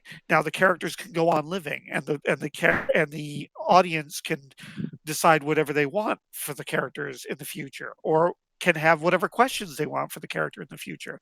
But much like with, say, the Star Wars prequels versus the originals, I don't need to know why Boba Fett was angry. I don't need to know why Anakin did this. I don't need to know why Darth Vader got mad about something. I can enjoy a character who I'm told enough about them, I see what happens, and their narrative arc ends. We did not need Jar Jar Binks. I don't need to know that Leah Thompson's character lived happily ever after and married Danny and had kids. I don't need to know that, I don't need to know that Andy's son from the first movie suddenly comes back and hunts down Ron now. I don't need that stuff, because I think in the end, it's much more likely to cheapen it than it is to add to it. Do you not like sequels in general because of that? Not always. I think that sequels mostly cheapen things, but I think it's so difficult to make an exemplary sequel, or not even exemplary. It doesn't have to be incredible. I think it's very hard to make a sequel that doesn't take away from the original. So you're one of the people that, and obviously correct me if I'm wrong, but if they had made it a sequel, they could have ruined the original for you to some degree, or at least tainted it? I think they would have spent so much time trying to do gymnastics to explain how it's connected that the film wouldn't be a good film. And I think that in those gymnastics and their modern sensibilities, or attempts at modern sensibilities, they would have ended up messing up the original in a way that taints the original and makes it harder to enjoy. Man, you're making way more sense than like me thinking about, like Santi, you and I talking about how it would be kind of interesting to be as a sequel. Hey, don't get me wrong. I enjoy wondering the what ifs. No, I'm saying that can be totally fun, and there are sequels out there that I think do a phenomenal job. No, Terminator actually, that's what 2 adding on to Terminator 1, Aliens adding on to Alien. No, there's actually a point I was going to make. There are some good sequels out there, and even afterwards. There are films where the sequel is better. There are a lot of movies and also directors for this for said movies that could actually make a sequel. Like, to be honest, the Ghostbusters sequels that they just came out with are actually phenomenal in comparison. Like, they actually fit in very well. Mike, I already told you I hate you. You don't have to keep adding on to it. Hey, we're not talking about that 2016 Abomination. No, I'm not talking about that one. I'm talking about the most recent one where they actually brought in the original characters again. To be fair, I'm joking. I haven't seen them, but I've seen a little bit of one of them. Ghostbusters 2 is my favorite still. It's unfair for me to say that. But it's an okay movie. It was actually one of my favorites too. Like, I'm not saying there isn't such a thing as a sequel. I'm saying there is such a thing as a lousy Hollywood, and I really prefer when something comes out that's that good, I'd rather have it end than have somebody else tack on and say, "Oh, and you know what else? I'm a character in it now." No, no, you're not. And you know what? I'm attached to this, and this is how I can make my political statement and my philosophical. Uh, Go away, kid. You bother me. I I enjoy the first one. I don't I don't. disagree with you, but I also don't assume that they would make it bad if they tied it. Even if they, You're you're a more hopeful individual than I am when well, it comes to art. That's not an insult. no, there's been a few movies as of late they've made where they keep all that bullshit out of it. I know, obviously, like would want to keep modern day politics out of it, but keep in-universe politics in it. If that, Yeah. obviously that makes sense. And again, we're coming at it from completely different angles too. But Sure. I would have liked to see them tie the movies together just because I would like to see where that universe ends up. Like, not so much like I completely agree, like as a standalone, sometimes things are just better to start and end, and like you don't fucking need to know what happened to that couch in the third scene. Like, you get it, it Oh. died, a horrible couch death. But it makes a great cameo in the cafe yeah. when you walk by it. I I didn't exactly feel this from the first movie, but if they had continued, if I had seen the first movie, the original, and I heard about a newer movie coming out, like that was placed 30 years, 40 years down the road, I'd be like, I would like to see where in universe that goes, even if it was other than by name, completely untied to the original, like not reintroducing, characters that are descendants, not having it in the same area. You'd have to carry on like the Wolverine's name just because, like, you would fucking have to, or say it's set in like actual like Russia or Japan, like they just translate the word Wolverines, like that'd be cool. They become They kind of invaders instead. that's like America's like, fuck it, we're the bad guys now. And I think it's more of like a thought experiment for me of like how curious I'd be, and I obviously they'd have to change the story like drastically.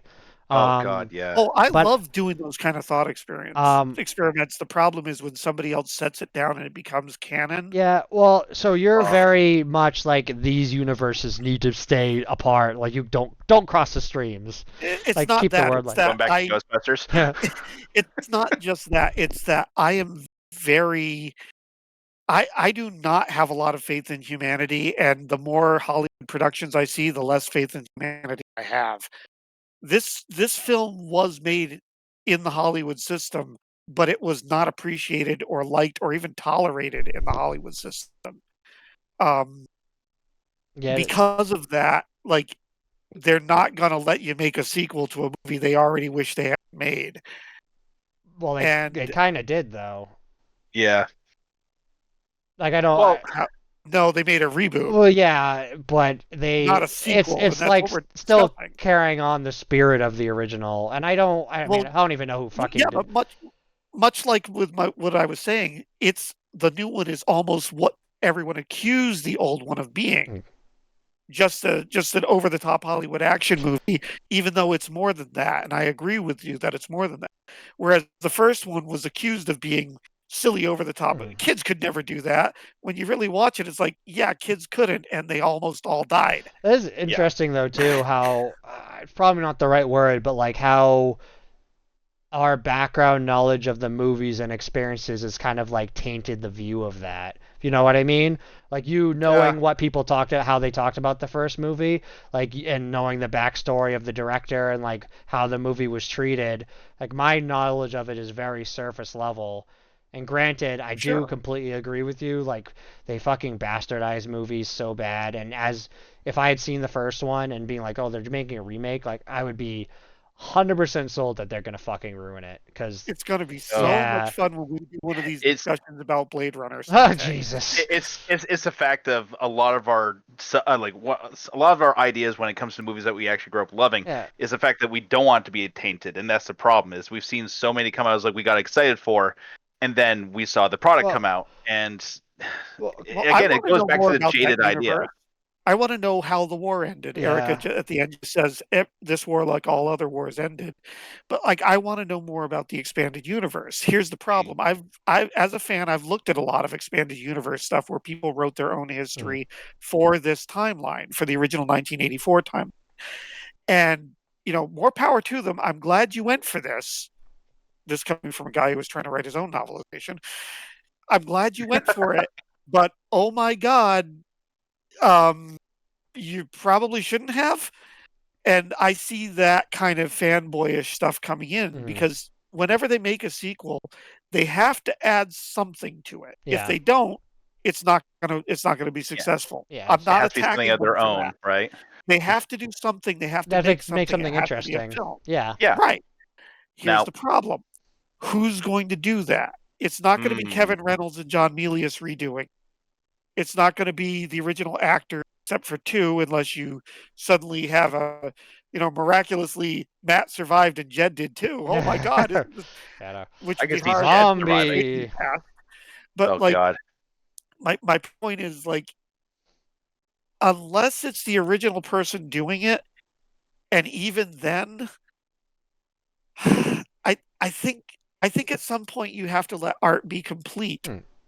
And I think that's true with you know that I'm a writer. I fancy myself a writer. Sooner or later you have to put the paintbrush down. So, some Sooner or stories later you need have an to ending. drop the Yeah. chisel and let the sculpture be something. Now that doesn't mean people can't go up to it and say, I wonder if, I wonder what, I wonder when. That's great. That's what art is supposed to do. The problem is when somebody else answers those I wonder questions that art provokes within you, that it can destroy the art or taint the art. It doesn't always. Sometimes it works, but those times are not the rule. They are the exception in my experience. No, for me at least. I don't disagree. I do disagree that I think they could have done well. Like, I don't just because Fair it's not enough. the original or the I think I could have been pleasantly surprised. Pleasantly surprised. You are that- presently Yeah. surprised. Presently surprised. Oh, you're super surprised. Marriage.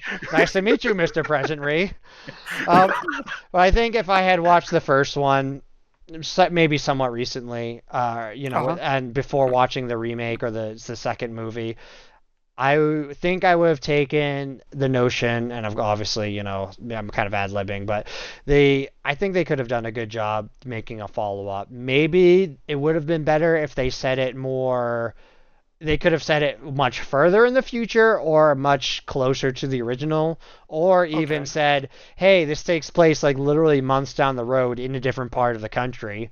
And maybe the word of the Wolverines has spread, so other people, like, this is like a second group calling themselves like in honor of the first. You wouldn't have had the same feeling of like these are a bunch of dumb kids, learning how to do cool guy stuff and guerrilla tactics. So there's that part of the movie, but I think it would have been cool to see like, hey, this is what happened, so people are almost more prepared for it. Maybe it would have been better. I mean, I can't even imagine the differences in the stories people have made, like the fan fictions you were talking about. Like, God. I don't want to mention them because then it'll be obvious which one I'm talking about. But holy crap! I think it would have to be set in like different areas or different countries or what have you. But I would love fan fiction within universe without touching on these characters, which is frankly what I was writing when I did that novelization. I wrote a backstory on Andy. And in his chapter, it starts off what he did that morning on his flight that he got shot down on, and talking about how he doesn't know where his wife is because he even mentions that in the movie and things like that. That's almost that's like more of a side story. I would feel like if they were to make it a movie. So something like that you would be okay with, or would it still you think it would be ruined? Yeah, that's what I figured. Like I was writing it, but I still don't want it. Like I'm okay with. They never specifically said. Much more about Andy. You know enough about him to make you question it.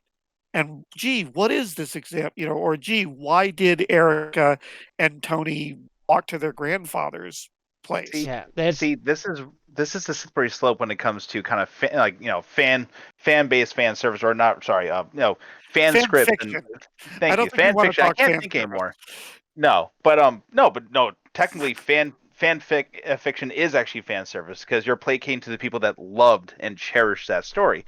But again, that slippery slope is when, hey, I have a story that's in this universe, and anyone that's been reading stories or are huge fans of games would know like the Sonic universe apparently also ruined that for everyone. But that's that slippery slope I'm talking about where it can be good, but you can also take it way worse than it needs to be. And it's because I'm such a it's because I have so little trust in humanity, especially days, that I have to say, like, I don't expect it to be good enough that it doesn't hurt me.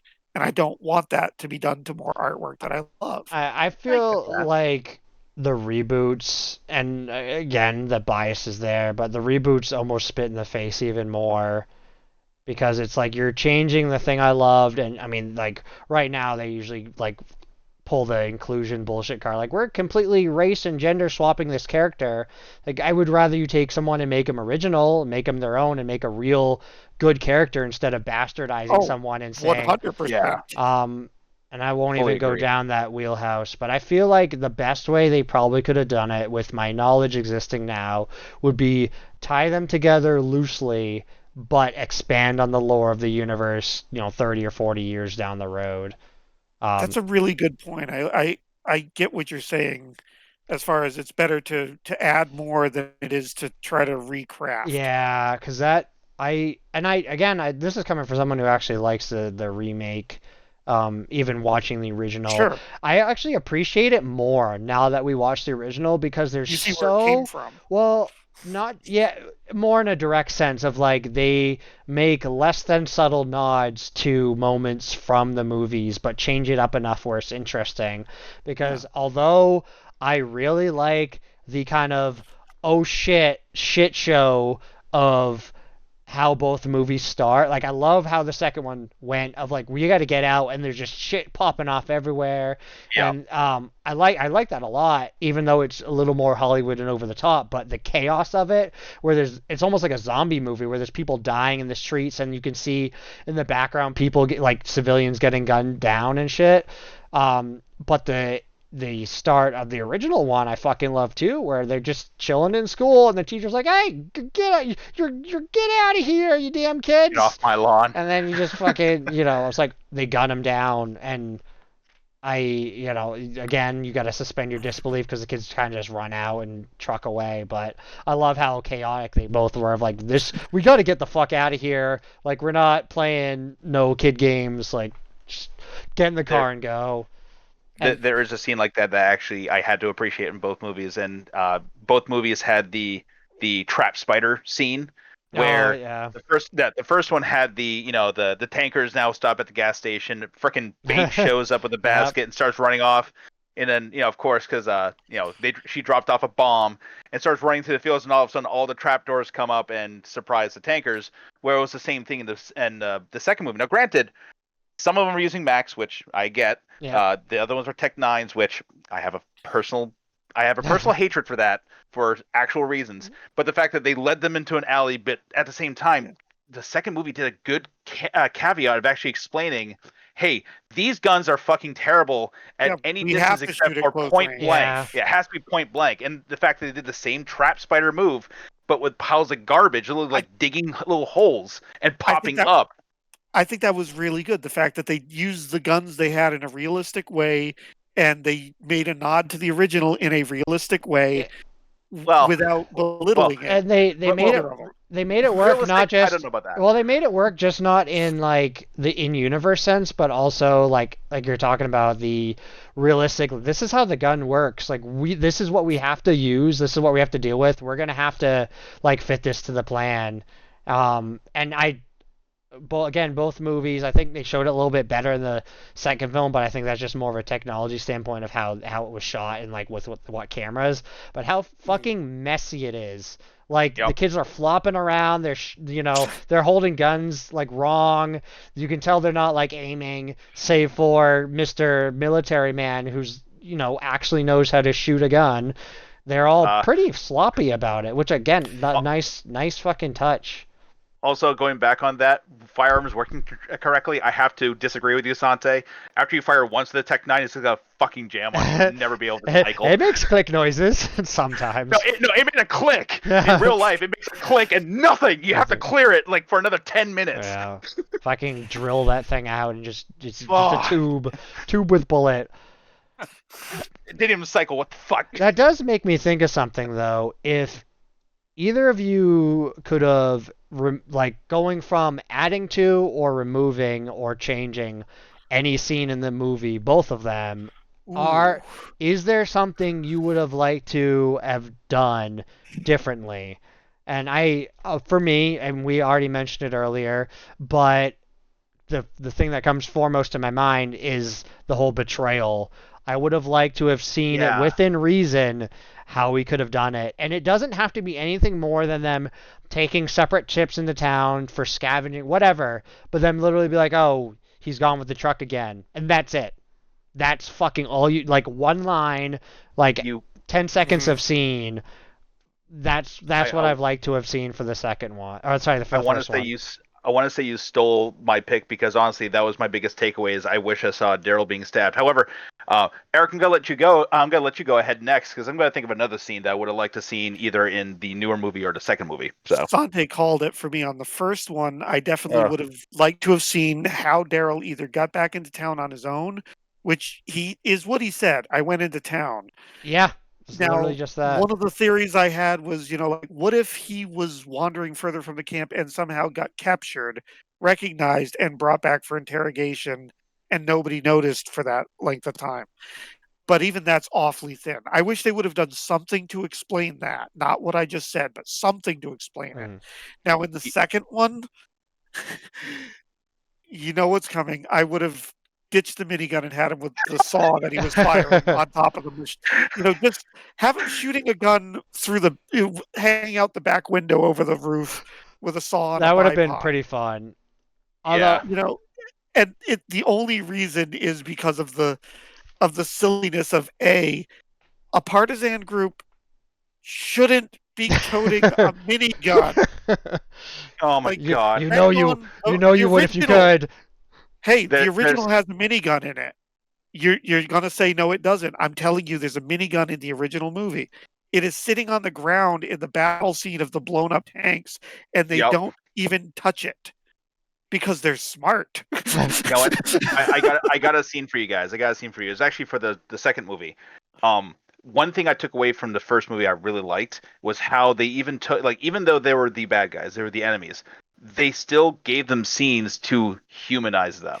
Yeah, In the second movie, there was none of that, and I actually would have loved to see even a few scenes of like some of the soldiers bantering back and forth. Because again, even though like the heroes are all they're all kids, even though Chris Hemsworth is actually from a soldier.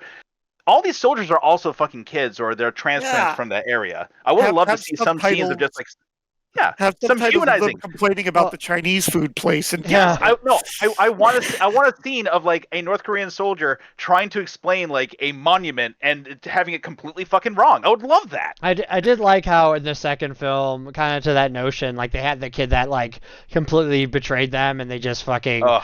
like the skateboard scene. Like I thought that was pretty cool. Just a fun way to do it. Like it didn't. Take over and say, shoot him. No, shoot him now. No, please, no, Yeah. shoot him now. I don't care if you're Yeah. caught. Shoot him. I don't know what I would have changed from the second one. It's not because I think it's an immaculate movie, but I think for what they did a pretty good job overall. There's a lot to the scenes. Like again, it's a product of the time where they were shot very differently, and in very different areas. Like there was a lot in the second one. It was very dense, I guess. And although it's chaotic and much more action movie, I did like the big like fight through that building, like they infiltrate, because it was just fun. Like the banter, how it happens and stuff, and then it gets really chaotic with like Hemsworth and stuff at the end where they're fighting through all the cubicles and like each character's running around kind of doing their own thing and kind of getting picked off, and then they end up at their dad's desk. And I thought that was something really cool. Like obviously somewhat pretty, like it's a bit of a stretch, but they're not like, oh, he just finds a gun laying on the ground doing a thing. He finds his dad's fucking handgun locked in his safe, like at his desk. Like that's just cool. I did like that. Yeah. A Although couple. the AK from flying into the truck was actually pretty fun. Yeah, yeah. That was fun. I'm trying to think though, and I know it was kind of my question, but I don't really know because I think a lot of the stuff they explained and established pretty well.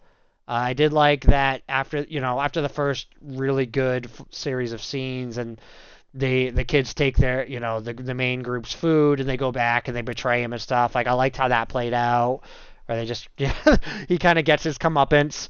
Um, You and know what? I have another caveat. Bella. I would have loved to see a Bella character in the second movie.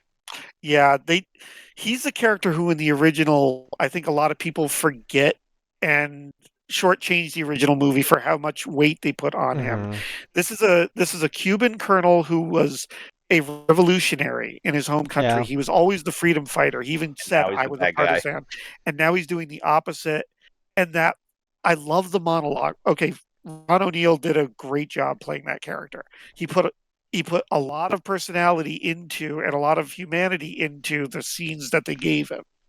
That final bit where he's writing to his wife, telling her that he's sick of this place. He misses he could be home, and he says it so poetically and so beautifully, and he's saying he's fine, and it leads in perfectly to the moment where he lets the brothers go, Yeah.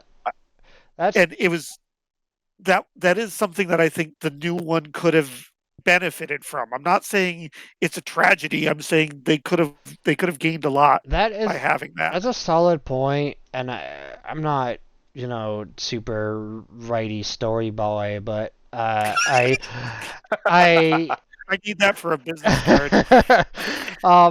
unless it would be really hard to do that in the second one, I think, without ruining it or being a poor imitation.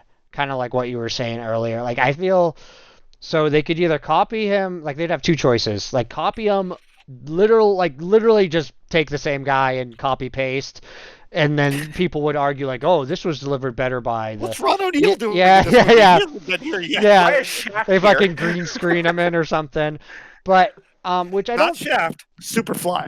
Superfly, you're right. I don't Get it think right. would have been terrible if they literally just copy pasted him, put him in the second movie, like same, like even if they traded it, like made the Spetsnaz guy, like they're like this is scary dude, but he's actually Ooh, that would have been human. interesting. Yeah. That would have been really interesting. So A total flop where the big bad guy you were expecting turns out to have more humanity. That would Yeah, have been really um, interesting. I feel like they could have done it well, but I don't. It'd be hard to make it not feel cheap without completely turning it on its head. Fair enough.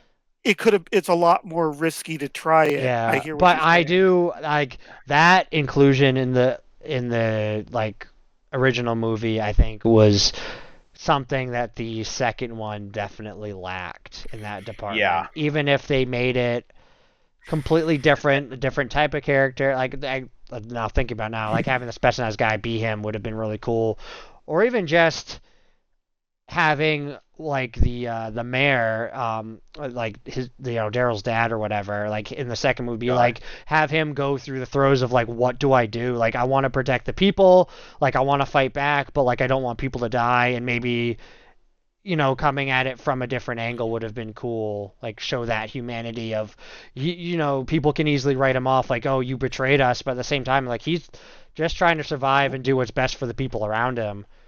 What if they portrayed him as if he actually believed this was the best way to prevent Yeah. more death? Yeah, absolutely. And I don't disagree that would with have been that. interesting. The mayor was a backstabber in the first movie. Oh, absolutely. Like He you was a wanted politician. to see. Yeah, yeah. Exactly. Same Yeah. thing. He I think was we all played made that very joke well, as is a what guy, you're he's the saying. perfect politician. Yeah. Yeah. No. The only That's way I a can good see point. the only way I can see that scene working that you were talking about, Sante, where it's like it wouldn't work in that situation. The only way I can see that working is if they were ever caught, but not by a Korean soldier, but by an actual transplant soldier, where they recognize who they are and they just go. So, Yeah, it would have been.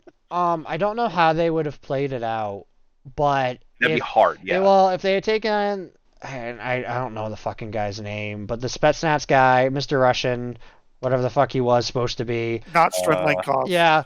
Um, if they had taken him and made it so like he fought with the kids, maybe even killed a couple of them, but then he catches I don't know the actor's name, but the new Daryl, and he's looking at him like with the knife over him, oh, and he just Connor Cruz. Connor Cruz. he literally sits there with the knife over him, no one else around, and ends up getting up and just letting him go. Like that would have been cool. Like you look at him and he's clearly like a grizzled, war veteran. Like the guy knows his shit. He's trained, but it would have been cool being like, oh, he's like he has humanity. And Yeah. I obviously they would have had to have had a bigger build up beforehand Oh yeah. of like where they'd have a lot of trade back and forth, or like they show this a character scuffle. doing things. Like maybe even It's just not so much that you're asking for a very specific copy. It's that you want that same emotional beat. Whatever yeah. way they get to it, I think that would have been a benefit. I do like in the second movie, and they see they didn't have, I guess to kind of add to that of like what would have changed. They didn't have the scene of them visiting their fucking parents in Auschwitz. Like they had it at the end, which again I think is a good nod, and I don't disagree with putting it there, but it I don't know. I'm hard pressed to think about how it would have turned out if they had it similar to how they had it in the original movie, where the kids visit their parents and are like, "Fuck, like this is what's going That on." that's an amazing motivational moment Yeah, that really it spurs the rest of the film on in a realistic way. You can see why the characters behave that way from then on. That same feeling, that again emotional beat missing hmm from the remake, I don't think is necessarily wrong or detriment, because they managed to get the same things across, and they were also going for a different emotional um, flavor anyway in the new yeah. one. It would have been. Um, Oh, they so managed to combine that with the scene where the father is killed early on, yeah. Yeah. I where was gonna say I did again really like that. it's a different emotion and it's a different timing, but it ends up working better for the story they created in the sequel to do it that way. Whereas the original was much more of a slow burn and a slow degradation of humanity, and it didn't need an instant snap the fingers, here we go. It was more of a little by little, inch by inch, degree by degree. It pushes them to the point where they fight back. Yeah, I did like two, and I didn't really think about how the two were like parallels in the film, but I like how they still have that same feeling of avenge me, Yeah. fucking Yeah. kill. Like I really like that movie, that line from the remake, the second one, where he's like, kill these motherfuckers, like shoot this motherfucker, like this guy, like put a bullet between his eyes, like fucking do it, like that's just badass, and it really shows the character and the morals that were kind of passed down from father to son, where it's a little less. Ironically, it feels a little less bleak because it's. I mean, it happened. One, it happened so immediately, but two, like I feel like the bravado of the cop dad in the second version movie versus the father in the first one. Like the first one, he kind of just feels like a guy. Like he doesn't feel like he's a big strong man. Like you don't really get a feeling for his character. But I think that No was a good dagger way to used. kind of, yeah, I feel like it was a good way to kind of change it up enough where it's completely different, but still be like, oh, this is the direction you guys need to head in. I It's a will good admit question. my favorite FU from the first movie, going back to the father, saying shoot this guy right here. That's the same equivalence of like a fuck you. In the first one, where they all start singing the anthem out America loud, the even though they Yeah, know, yeah, even though they know they're about to be mowed down by a fake Dishka. So, that so that was one of the scenes that got a lot of critique in when the film first came out. Oh, this is so silly. I'm sorry, guys, but that's what I, happens in I, invasions. I They hate make to see that. examples of the public. I hate to say it. I would see people actually doing that. That was like, I'm about to be gunned down. These guys, you know what? And F them. something that gets mistaken in that is a lot of people think, oh, they're just killing civilians. No, they were killing the families and loved ones of the people they knew to or they believed to be the partisans. Hiding, yeah. And that's why they executed them on the edge of town so that the kids wouldn't Yeah. know it when they found the bodies. That's why they didn't bury them. They buried Nope. the soldiers with military honors. Yep. Like, Mass this is grave. your fault. This blood is That on your wasn't hands. Yeah, and what does Colonel Bella say later on? Every time they shoot, the revolution grows. It's not working. Yeah. You can't execute civilians enough to make the partisans say, "Wow, we love you now." Yeah, we're best buddies. Then they Yeah. they very much took both those scenes and wrapped them into a part of the second movie and put it at the start, which I guess I appreciate Yeah. more now Yeah. thinking about it. But one thing I guess they could have changed, or kind of expounded on to give a little bit more, I guess just of that like gritty realism, but also that motivation is when, um, Josh in the second movie, Matt, goes into the bus to free his girl. Like, have her be really emaciated and show pretty much everyone else on the bus at death's door. Like, just like all it would have been makeup cool if he goes onto the bus, he sees her, like he gets to her, and he like grabs her. And I mean, they could have even done like a now and then type of photo of where he grabs her, hugs her, and he steps back, and then she changes into what he's like from what he wants to see to what she is, and she's all emaciated and like, I feel like we played a game like that too. Well- I think it was Gears 2.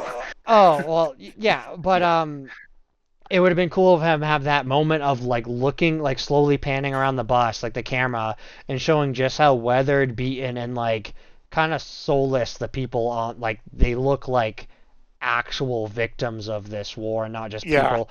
Like that would Don't have make been, it look too clean. yeah. No, she had a lot of makeup on still. And they, brand new jumpsuits and stuff. And not that I had, again, really a problem with that scene, but I think that would have been a good way of conveying it without really stretching out and be like, oh, they go all the way to the movie Make theater. it hit a little harder. Yeah. That he's seeing just how Yeah. bad off she But is. it would have been a So good way of dirty like up trading up uniform. scenes of being like, they don't need to go to the internment camp to see how bad things are. He sees it, and then he's like, oh, and that could have been a good motivational turning point for that character being a fuck off, and Yeah. be like, okay, I got to get my shit together because this is really bad. So this is totally a sidebar and it has nothing to do with anything intelligent, but I think you'll appreciate it, Mike. I so badly want to take Frank McRae's scene from the original where he's the teacher, Mr. Teasdale at the Yep. beginning. And I want to edit in the close-ups where he's screaming at Jack Slater, Last Yeah. Action Hero, and he's just spouting nonsense and have it cut back and forth where he's doing that to the kids. I- in I the- tr- Are you trying to in the- say there was in a the high chance that classroom? both of them were shot by Austrians? No. I badly want to see, like, I want to edit that together where he's just screaming at the students with smoke coming out of his ears and have the kids looking at him. It has nothing to do with anything, but it's To funny. be honest, that first movie actually, I felt a lot of my childhood coming back because I remember watching movies like Last Action Hero, and I'm seeing a lot of familiar faces. Oh, and yeah. like Sante, I am not good with remembering names. Not gonna So- lie, I have to have a list of names just to remember faces. So Harry Dean Stanton as Mr. Eckert. Harry Dean Stanton is in everything. I'm not even going to begin listing it, and he's great. Let's see, Strenlenkov, the Spetsnaz guy from the first movie, is Conan's father, and that's Conan the Barbarian, not the O'Brien. Yep. Ron That'd be O'Neill weird. as Superfly. Judd Omen, who was the Nicaraguan major, who was like the assistant in the first one. That's Mickey from Pee-wee's Big Adventure. That's the guy who was the convict that Pee-wee hitchhikes with. So he's seen some Or BS. the one person Yeah. that shocked me because Sante, you and I growing up, we saw Charlie Sheen very much older. Like we're talking Yeah. in his 30s and older. Charlie Sheen, young Charlie Sheen, surprised me of how good of an actor he was, even at that age. Yeah, I've always wondered. Oh, sorry. he was I was just gonna say that was like agreeing with Mike. He was a solid pick, but also it was kind of shocking just to see him in the movie Like, the way out he of his- was.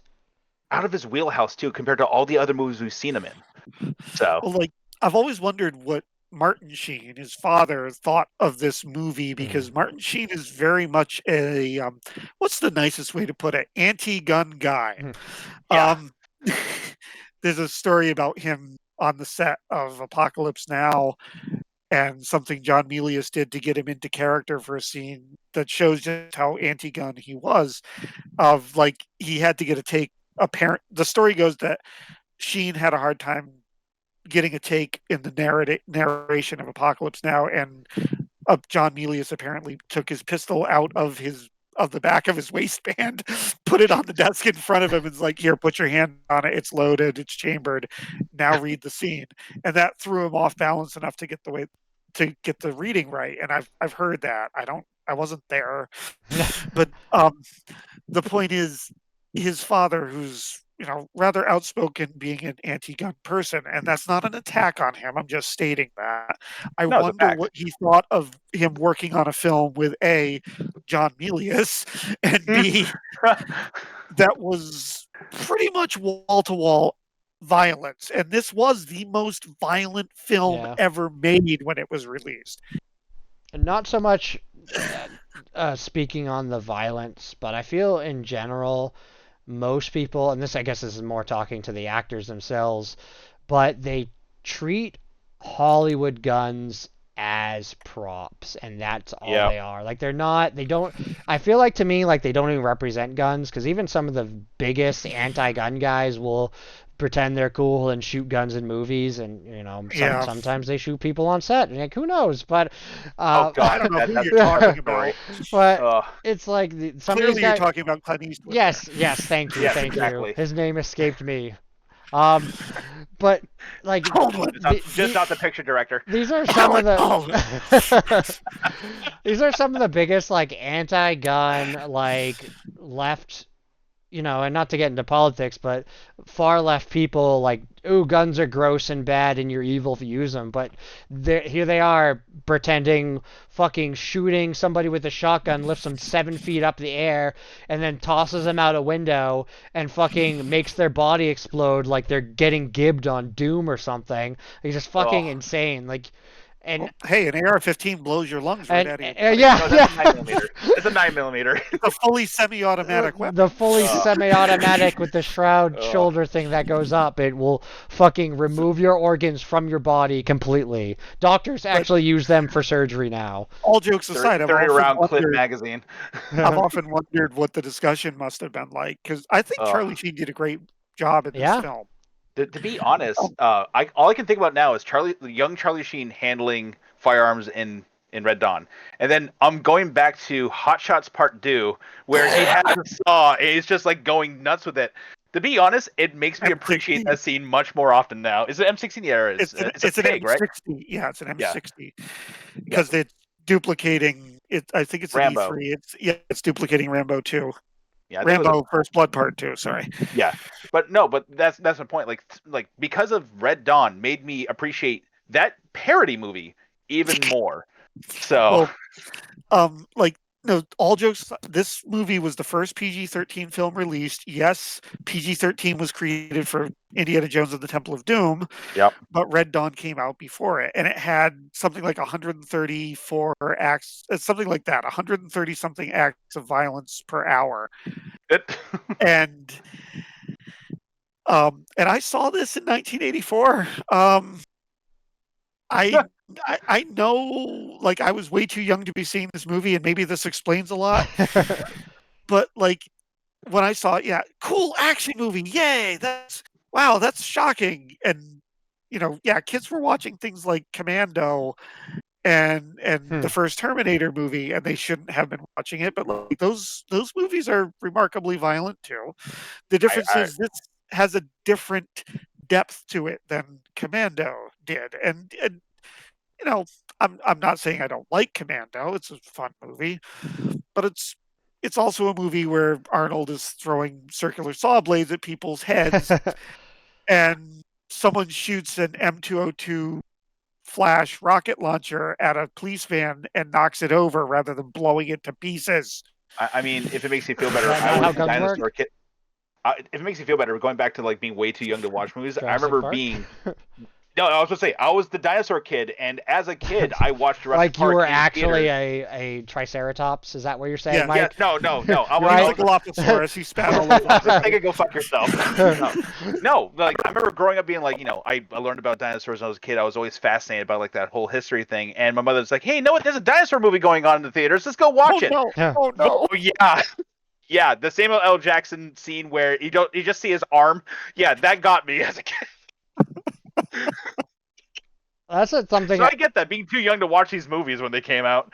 That's something I'm thinking about too. It's like obviously watching it as a young adult versus watching it as a kid. Like I can imagine those experiences being so completely different. Because the first, even watching the original one, where I gotta say it definitely has a more depth to it. I feel as far as like the narrative and being just like it again, just being kind of like a solemn, like really gritty movie of this is bad. Um, and that's something you wouldn't get as a kid. Like I feel at least most kids, I feel like sitting in the movie theater, you'd be like, oh, cool actiony shooty McMovie, like, and you don't really understand. Then going back to it as an adult in any capacity, you'd be like, holy fuck, this movie hits completely differently. Like, is that something you experienced, Eric, when you went through it to some degree? When I was a kid, I enjoyed it as an action movie, and I was a stupid kid who liked action movies. I also liked a lot of different other kinds of movies, but this is one that, as I get older, I kept finding a new depth to it. Now, to be fair, maybe that's because I was looking for it. Yeah, that's true. Maybe I was reading into it, and maybe my creative side was creating a depth that wasn't there. But that can be a fair argument, and people can hit me with that. But I honestly don't think so. I think there is a certain amount of depth here. I like the fact that it's paced slowly. This isn't Die Hard, which is a great action movie. This isn't 5 minutes in and 10 minutes in and we've got our first kill. Actually, it is that. Wow. Quite a few kills, but just a few. But I guess actually millions of people die in just the opening text alone. But my point is, like, it also has these massively long downtimes where it's not an action movie, and I think that's what I kind of appreciate most about it. Like, yeah, it's a World War III movie that also involves kids trying to find food in the mountains and kids, crying because they know their parents were executed. It's not kids running down the street with an American flag and a shotgun saying, "Get out of my town, Russians." Yeah. Would that make the movie better, though? No, I'm kidding. No. And please understand, I'm not accusing the remake of being what I just said. It's not. No, this is not. The remake is not Invasion USA with Chuck Norris, which is I gotta be honest, it's not one of my favorite quality of films, in my opinion. And Chuck Norris is now going to come to my house and kick me in the back. Are you trying to say that this is the same kind of quality movie as like When Mars Attacks? I knew someone was gonna do that. That's like the whole movie in my head. Yeah, as a kid, I liked the movie. It was as a kid, that movie terrified me. Like I'm like, this is gonna happen. But as an adult, one thing I really appreciated was Jack Black just dying horribly. It was my favorite part of the movie. Well, in a similar note, when I saw this as a kid, we all were told that's going to happen. Yeah. Soviets are coming in today. Hey, and also, are you saying I didn't get that with Mars Attack? I got that with the Jackal. Are you saying, Eric, that the original Red Dawn, like my version of that, is Mars Attacks? Because that's pretty on par. Like this, come together. I mean, beat for beat, they're pretty much matching. They got the hoorah America. Absolutely. And, save for the severed heads making out. I think I'm not the only one that Eric hates right now. I think they're fairly accurate. The sequel, like, I haven't seen the sequel anywhere. Like, there's no way I will ever see the remake. I keep saying sequel, the remake, as many times as I've seen this. I've enjoyed it, and I will watch it again, and I will probably pick it apart and analyze it. Which, please don't take that as a critique. It's like, I like doing that with films. Yeah, I like digesting them and going, wait, what is the significance of what he says here? Or, dude, you're talking to the guy who will spend fucking 3 hours thinking about what it meant, how the girl at the coffee shop answered his order and handed him his coffee.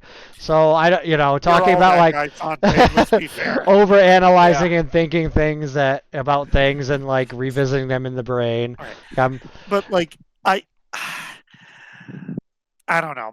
I like the newer one. I like the remake much more than I expected to. I don't think it was given as much credit as it deserved by a lot of fans of the original. I will always be a fan of the original. I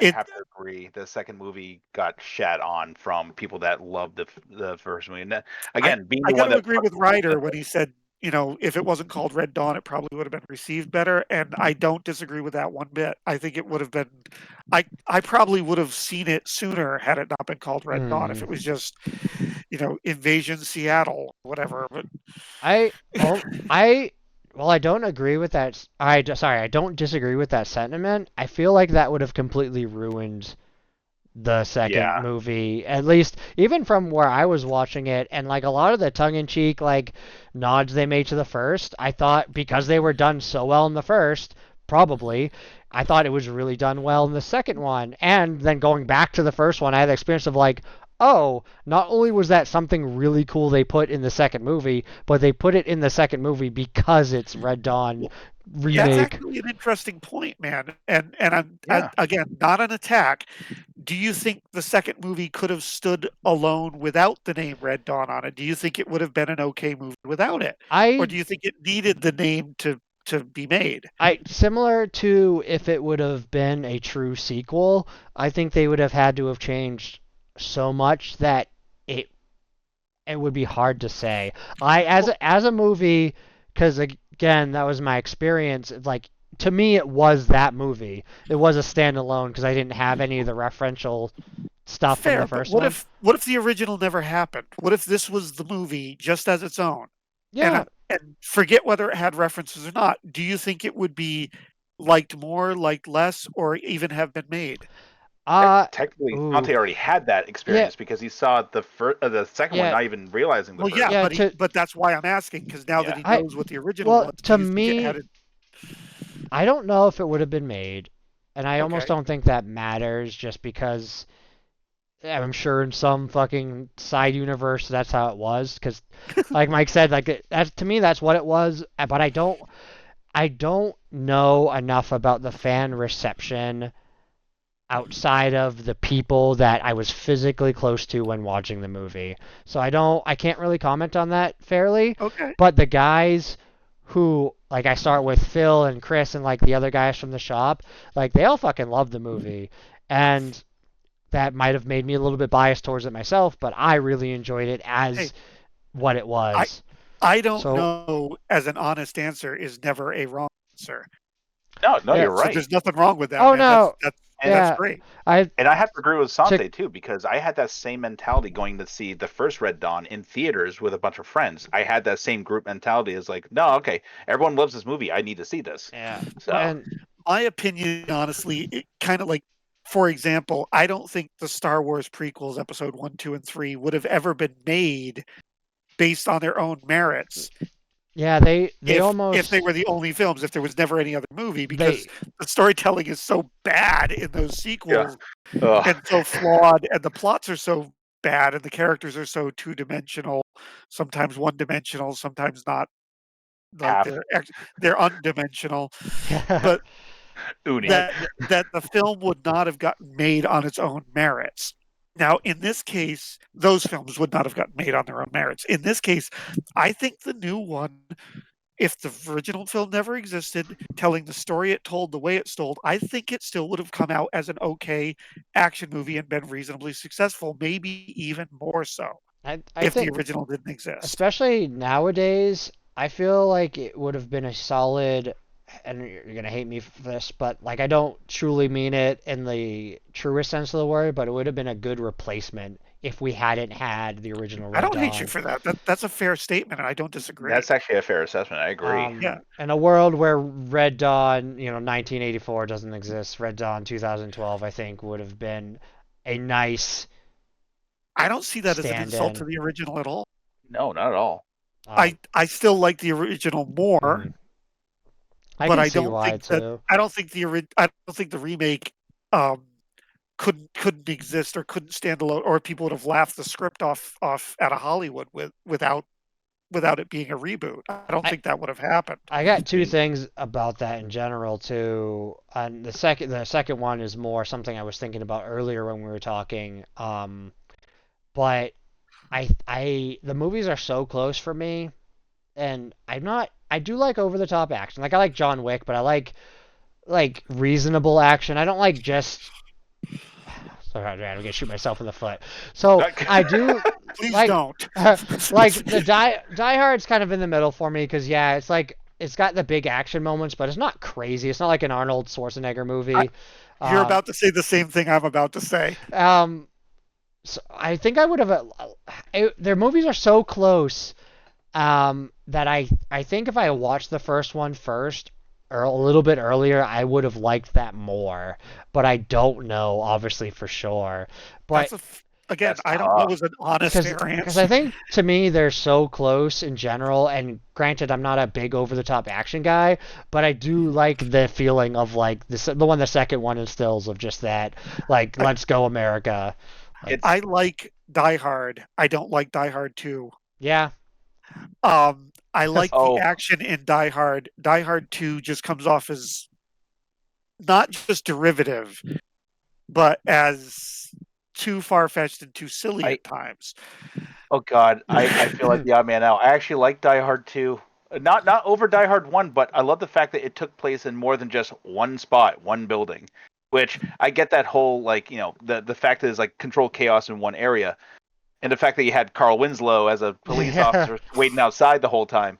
But I I still like the second movie because of like it's a different dynamics. The fact that you get to see these characters you already saw from another movie now having to interact with each other or being basically controlled by the bad guys. But I'm no, not talking about whether or not it's a sequel or not, and whether it's not a continuation. I mean, like I'm talking like I like the mood of Die Hard 1. I don't like yeah, the mood of Die Hard 2. And besides, we already hate each other, Mike.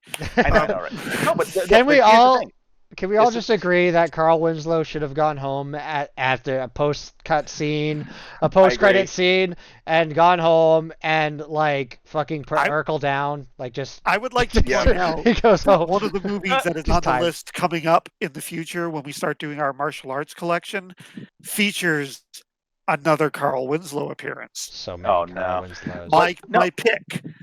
Yeah, well, And anyone who can figure that out and write it in the comments good luck. gets absolutely nothing. You will get your name mentioned in Mr. the Adam Reginald Pat. Val Johnson appears as an EMT driver in my martial arts movie pick that will be coming out soon. But going back first to one to get in the comments gets their name mentioned in the In the follow. comments. Yeah. But going back in discussion though, like there's a reason why we all enjoy so many different things, and the fact that this is the reason why we want to share it with each other. Like the fact that Eric, you wanted to bring up Red Dawn immediately. Sante was talking about wanting to bring up Red Dawn, and I was thinking you guys were talking about the same movie. But then when we brought it up, you're like, "No, I'm talking about 2012. What are you talking about?" The only one. The only one. That can be only one. We already did that movie. Damn it. Oh, Which, hey, there's a remake coming out. I guess we're gonna have to do a double feature with hell that. Now. yeah. yeah. Double feature and a recap. We'll have to Wait, rewatch hold the on. first If one we do too. if we do the double feature recap, should we also watch the sequel to Highlander? No, there No. is no sequel. There was only one. Yeah, there was The only one. remake may exist, but there was only one. Highlander 2 did not happen. It was a fever dream I had weekend. So to get to the second Okay, we thing, started on Highlander 3. well, That if there a was fever dream I had the Eric, next if there weekend. was no 2, there definitely wasn't a 3. Yeah. But the second thing, so I was thinking about this a little bit earlier. I can't even remember what we were talking about at the time. Oh no, we were talking about the pacing of the movies Yes. and of Red Dawn, not Highlander. But one thing I think would have been a cool compromise between the remake, reboot, sequel, like conundrum, I guess, is because my biggest thing is I would like to have seen more character development and like more actual character, like in the second one.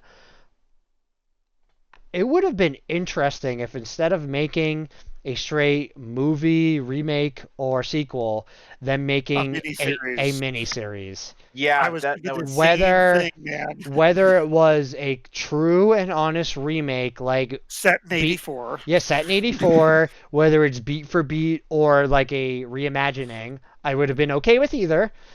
Just obviously it could have been done horribly or great either way, but I think that would have been really interesting to see. That's a cool point. I have had a lot of bad luck with remakes in that genre, but I Mm. still would have loved to have seen it just because I like the original so much. A good example, they made a miniseries of one of my favorite novels, The Yep. Stand, Yeah, back in Yep. '94. I yeah. love it. They've recently tried to make a remake on streaming services of The Stand. Take a guess whether or not I have watched this.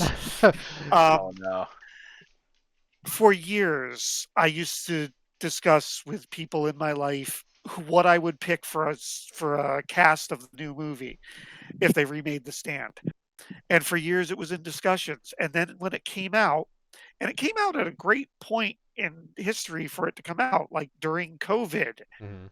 Yeah, it that's actually fair. came. You Yeah. know, this would have been this. This has all kinds of people sitting at home with nothing to do, watching and wanting to watch a thing about the plague wiping out Earth. There's all sorts of reasons why people would have been watching it, and it failed.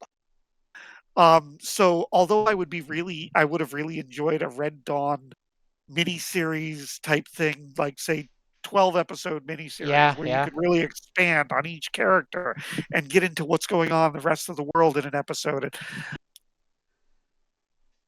normally I would say, oh God, no, because of what always happens. But in Yeah. this case, I could have liked that, seen it as a period piece, you know, jumping on with what Stranger Things happened, where the '80s are cool, even though they aren't. Yeah.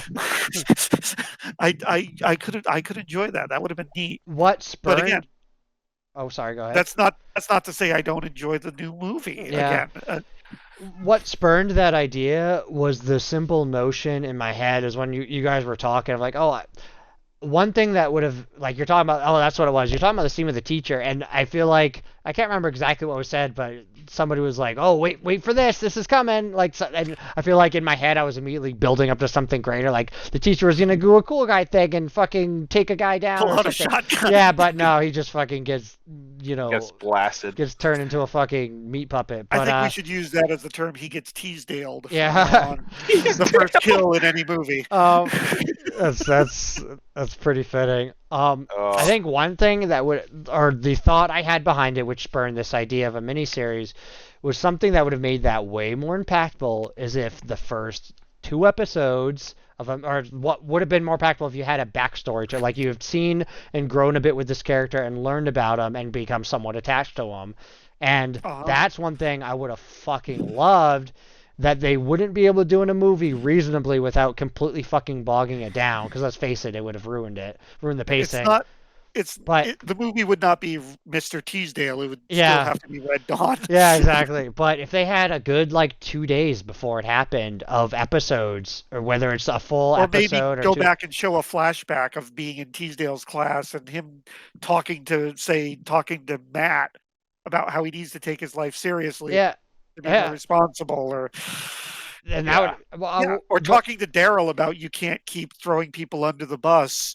That would have been interesting. You ratted out one of your friends, and I get that you were trying to do the right thing, but you really can't keep doing this, Daryl. I don't think Yeah. it would have been as good in a flashback because I like the idea of it like it happening. I mean, I don't say organically is not the real thing, but either way, I think having that exposure to the characters of like this is their normal life, like even if they die in the first fucking scene, like the first real scene of when shit goes down, that'd be cool of seeing like, oh, this is the group of kids, this is their friends, and then out of the fucking 12 of the class, however many of the class, you're like, all right, a handful survived. Like I got to see these characters and like I feel like you would have empathized a lot more of what they're going through.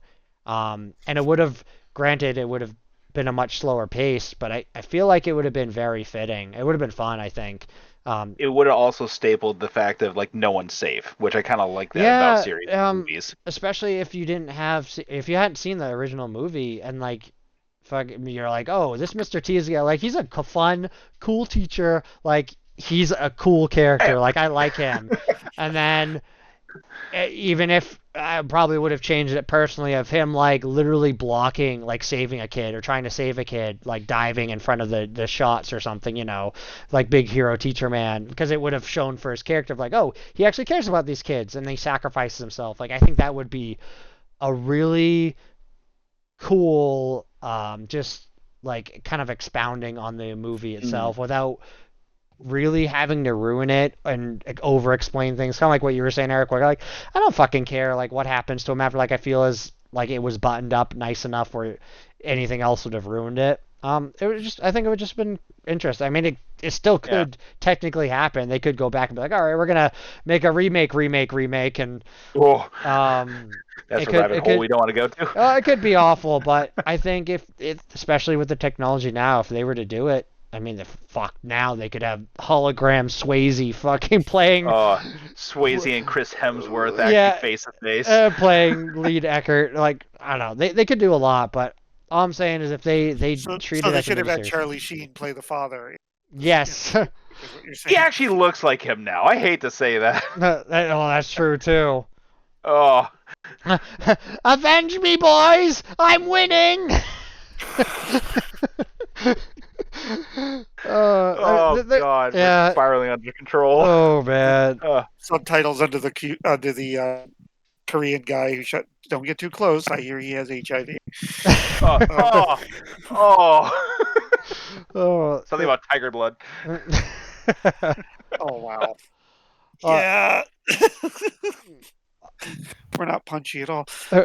Oh man! All in all, though, I think between the two movies, as far as like what we could have picked to be our first foray into it, especially with the anniversary, I feel like this was probably a good bar to set. Like, granted, there's a lot of caveats and issues between both films, and obviously the remake / reboot / whatever it is going to get a certain amount of hate from fans of the original cult classic. But as far as like the two movies, I feel they were both good, like really good to some extent.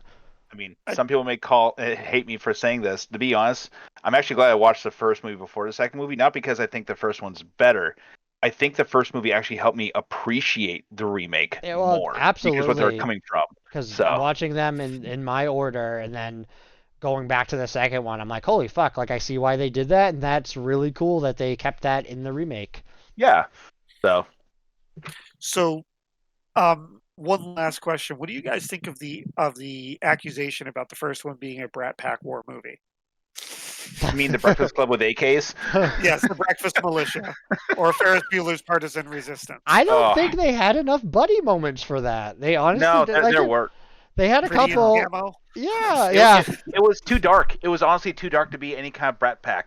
Honestly, how would you feel if it was Molly Ringwald instead of Leah Thompson? As long as she's doing the dance, she would have to do the dance. I mean, if you don't have a boogie down moment where they're just being silly kids, like fucking. Then again, they have that in the second movie, and then fucking car crushes one of our heroes. So then John Cryer is. I mean, hey, the only way you can make that work with the first movie, you add Kevin Bacon, and that's the only way. The fact that I got silenced means that I may be onto something if you added Kevin Bacon to make it a Brat Pack. I just thought about bacon and breakfast food. And it made me hungry. Great. I'm making Eric go just sigh, and then you hungry. I'm drooling. There is something so there's something I wanted to say earlier, never really got to, so it's kind of out of left field. But so what? It was Shut Up, Eric? It might be Shut Up Sante, actually. But so I did a little bit. Me being a gun guy, you being a car guy. The logistics of the M134 minigun being on the Ford Mustang, and let me preface this with this: that gun only weighs about 85 pounds. You could, if you're doing the lightweight mod, it's fucking 41 pounds. And he didn't have a huge belt of ammo, so say less than, like, be generous to my credence of, say, 1,000 rounds linked up, that's like 37 pounds, less than 37 pounds.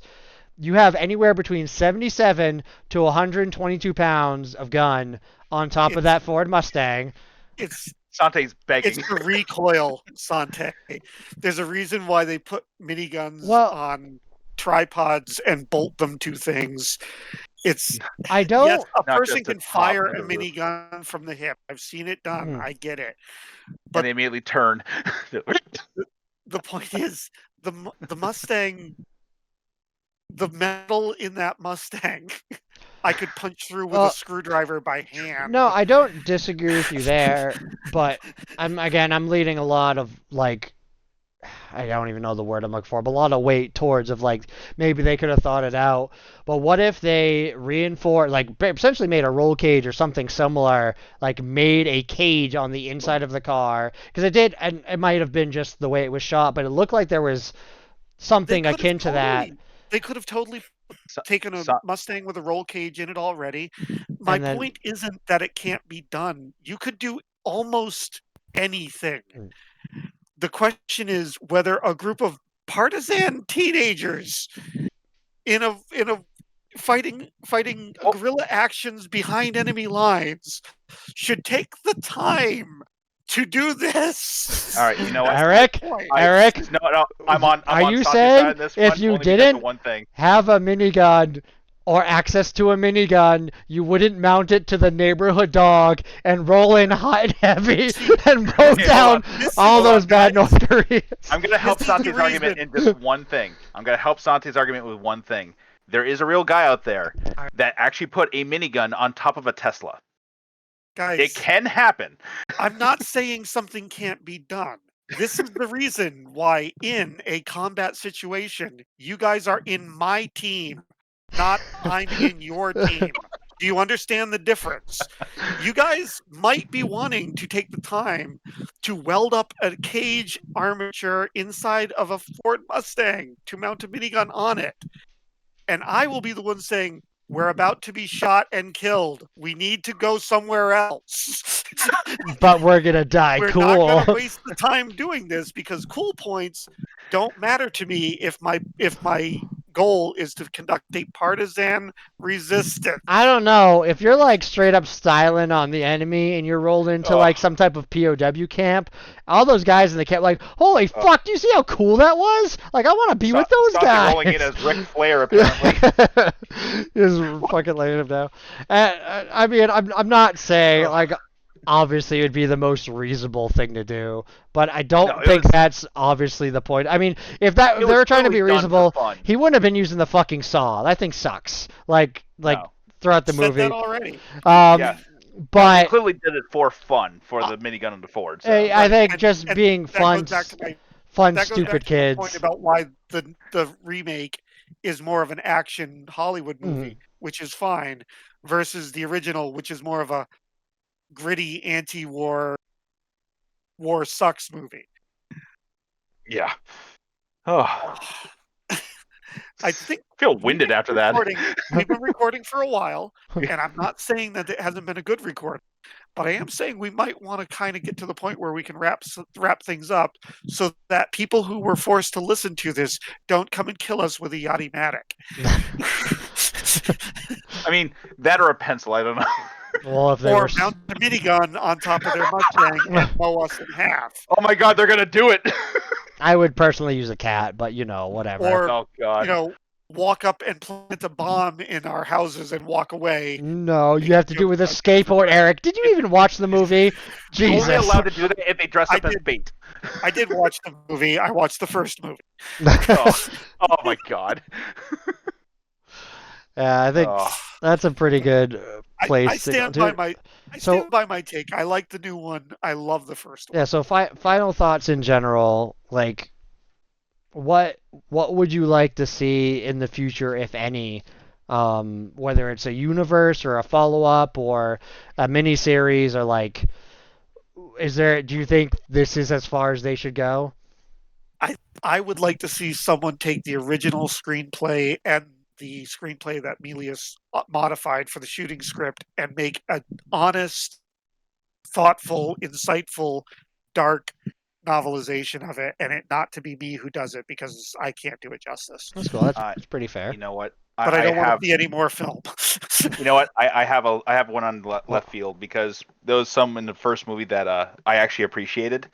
There was a lot of good characters, a good story, but again, what Sante was mentioning, they just kind of skimmed over it without actually explaining it.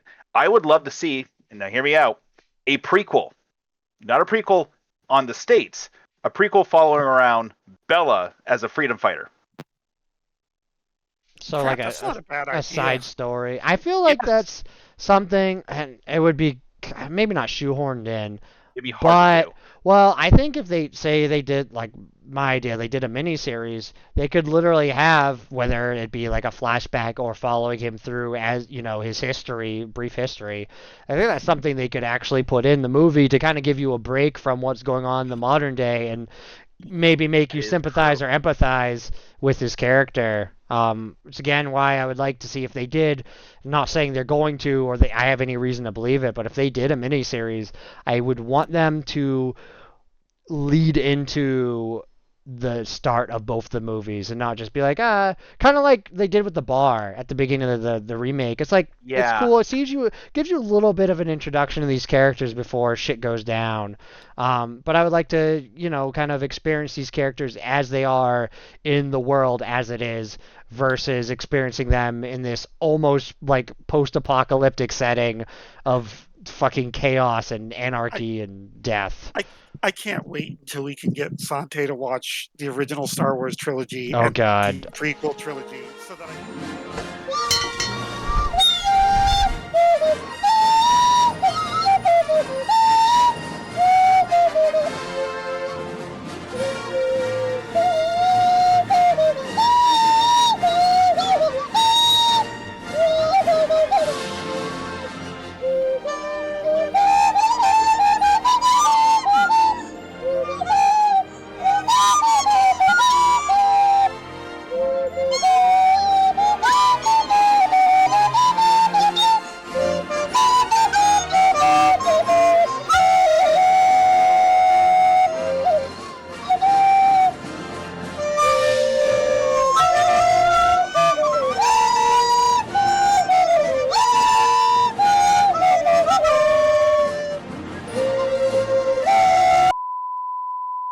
But I want to finish with one more question.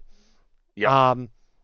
And to keep it lighthearted, we're still going. what was Oh, yeah. what was your favorite gun in the Red Dawns out of Oh. all the guns? If you So just one between both. yeah, just Okay, one between both. All right. Okay, you know what? Because of what the movie did for me and actually got me to like Chris Hemsworth, Crink, the 7.62 by 39 short AK. Mhm. I fucking loved it. To be honest, I love the fact that as a leader, he had that because it was easier to hide, it was easier to swing out and actually clear rooms with it. Exactly what he was using it for. He wasn't using it for long range shooting or anything like that. He was using it to clear like building room to building room to building room. So my bar none favorite was that. How about you, Eric? Out of all the guns, if you really want to pick one between each, then that's fine too. But One to just in general. have, or just one that I think was the neatest. As long as you can explain it well, I think just one you think was the neatest in the movies. Yeah. Just even if it Neatest- wasn't displayed well or much. Jed's Peacemaker. It was his grandfather's Peacemaker. He uses it 3 times in the movie. Sorry, not 3 times. No, 3 times. What was it, execution? Almost a fourth. Almost a fourth.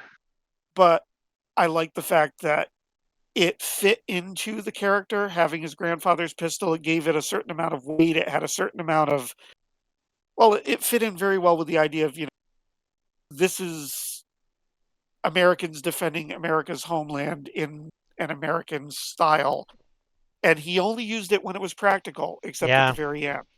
The one time he used it when it was impractical was definitely It was almost to make a something statement. that a lot of people... Exactly. Versus He a didn't shoot the automatic guy in blast the can. back. Yeah. He didn't shoot the guy in the back. He gave him a chance.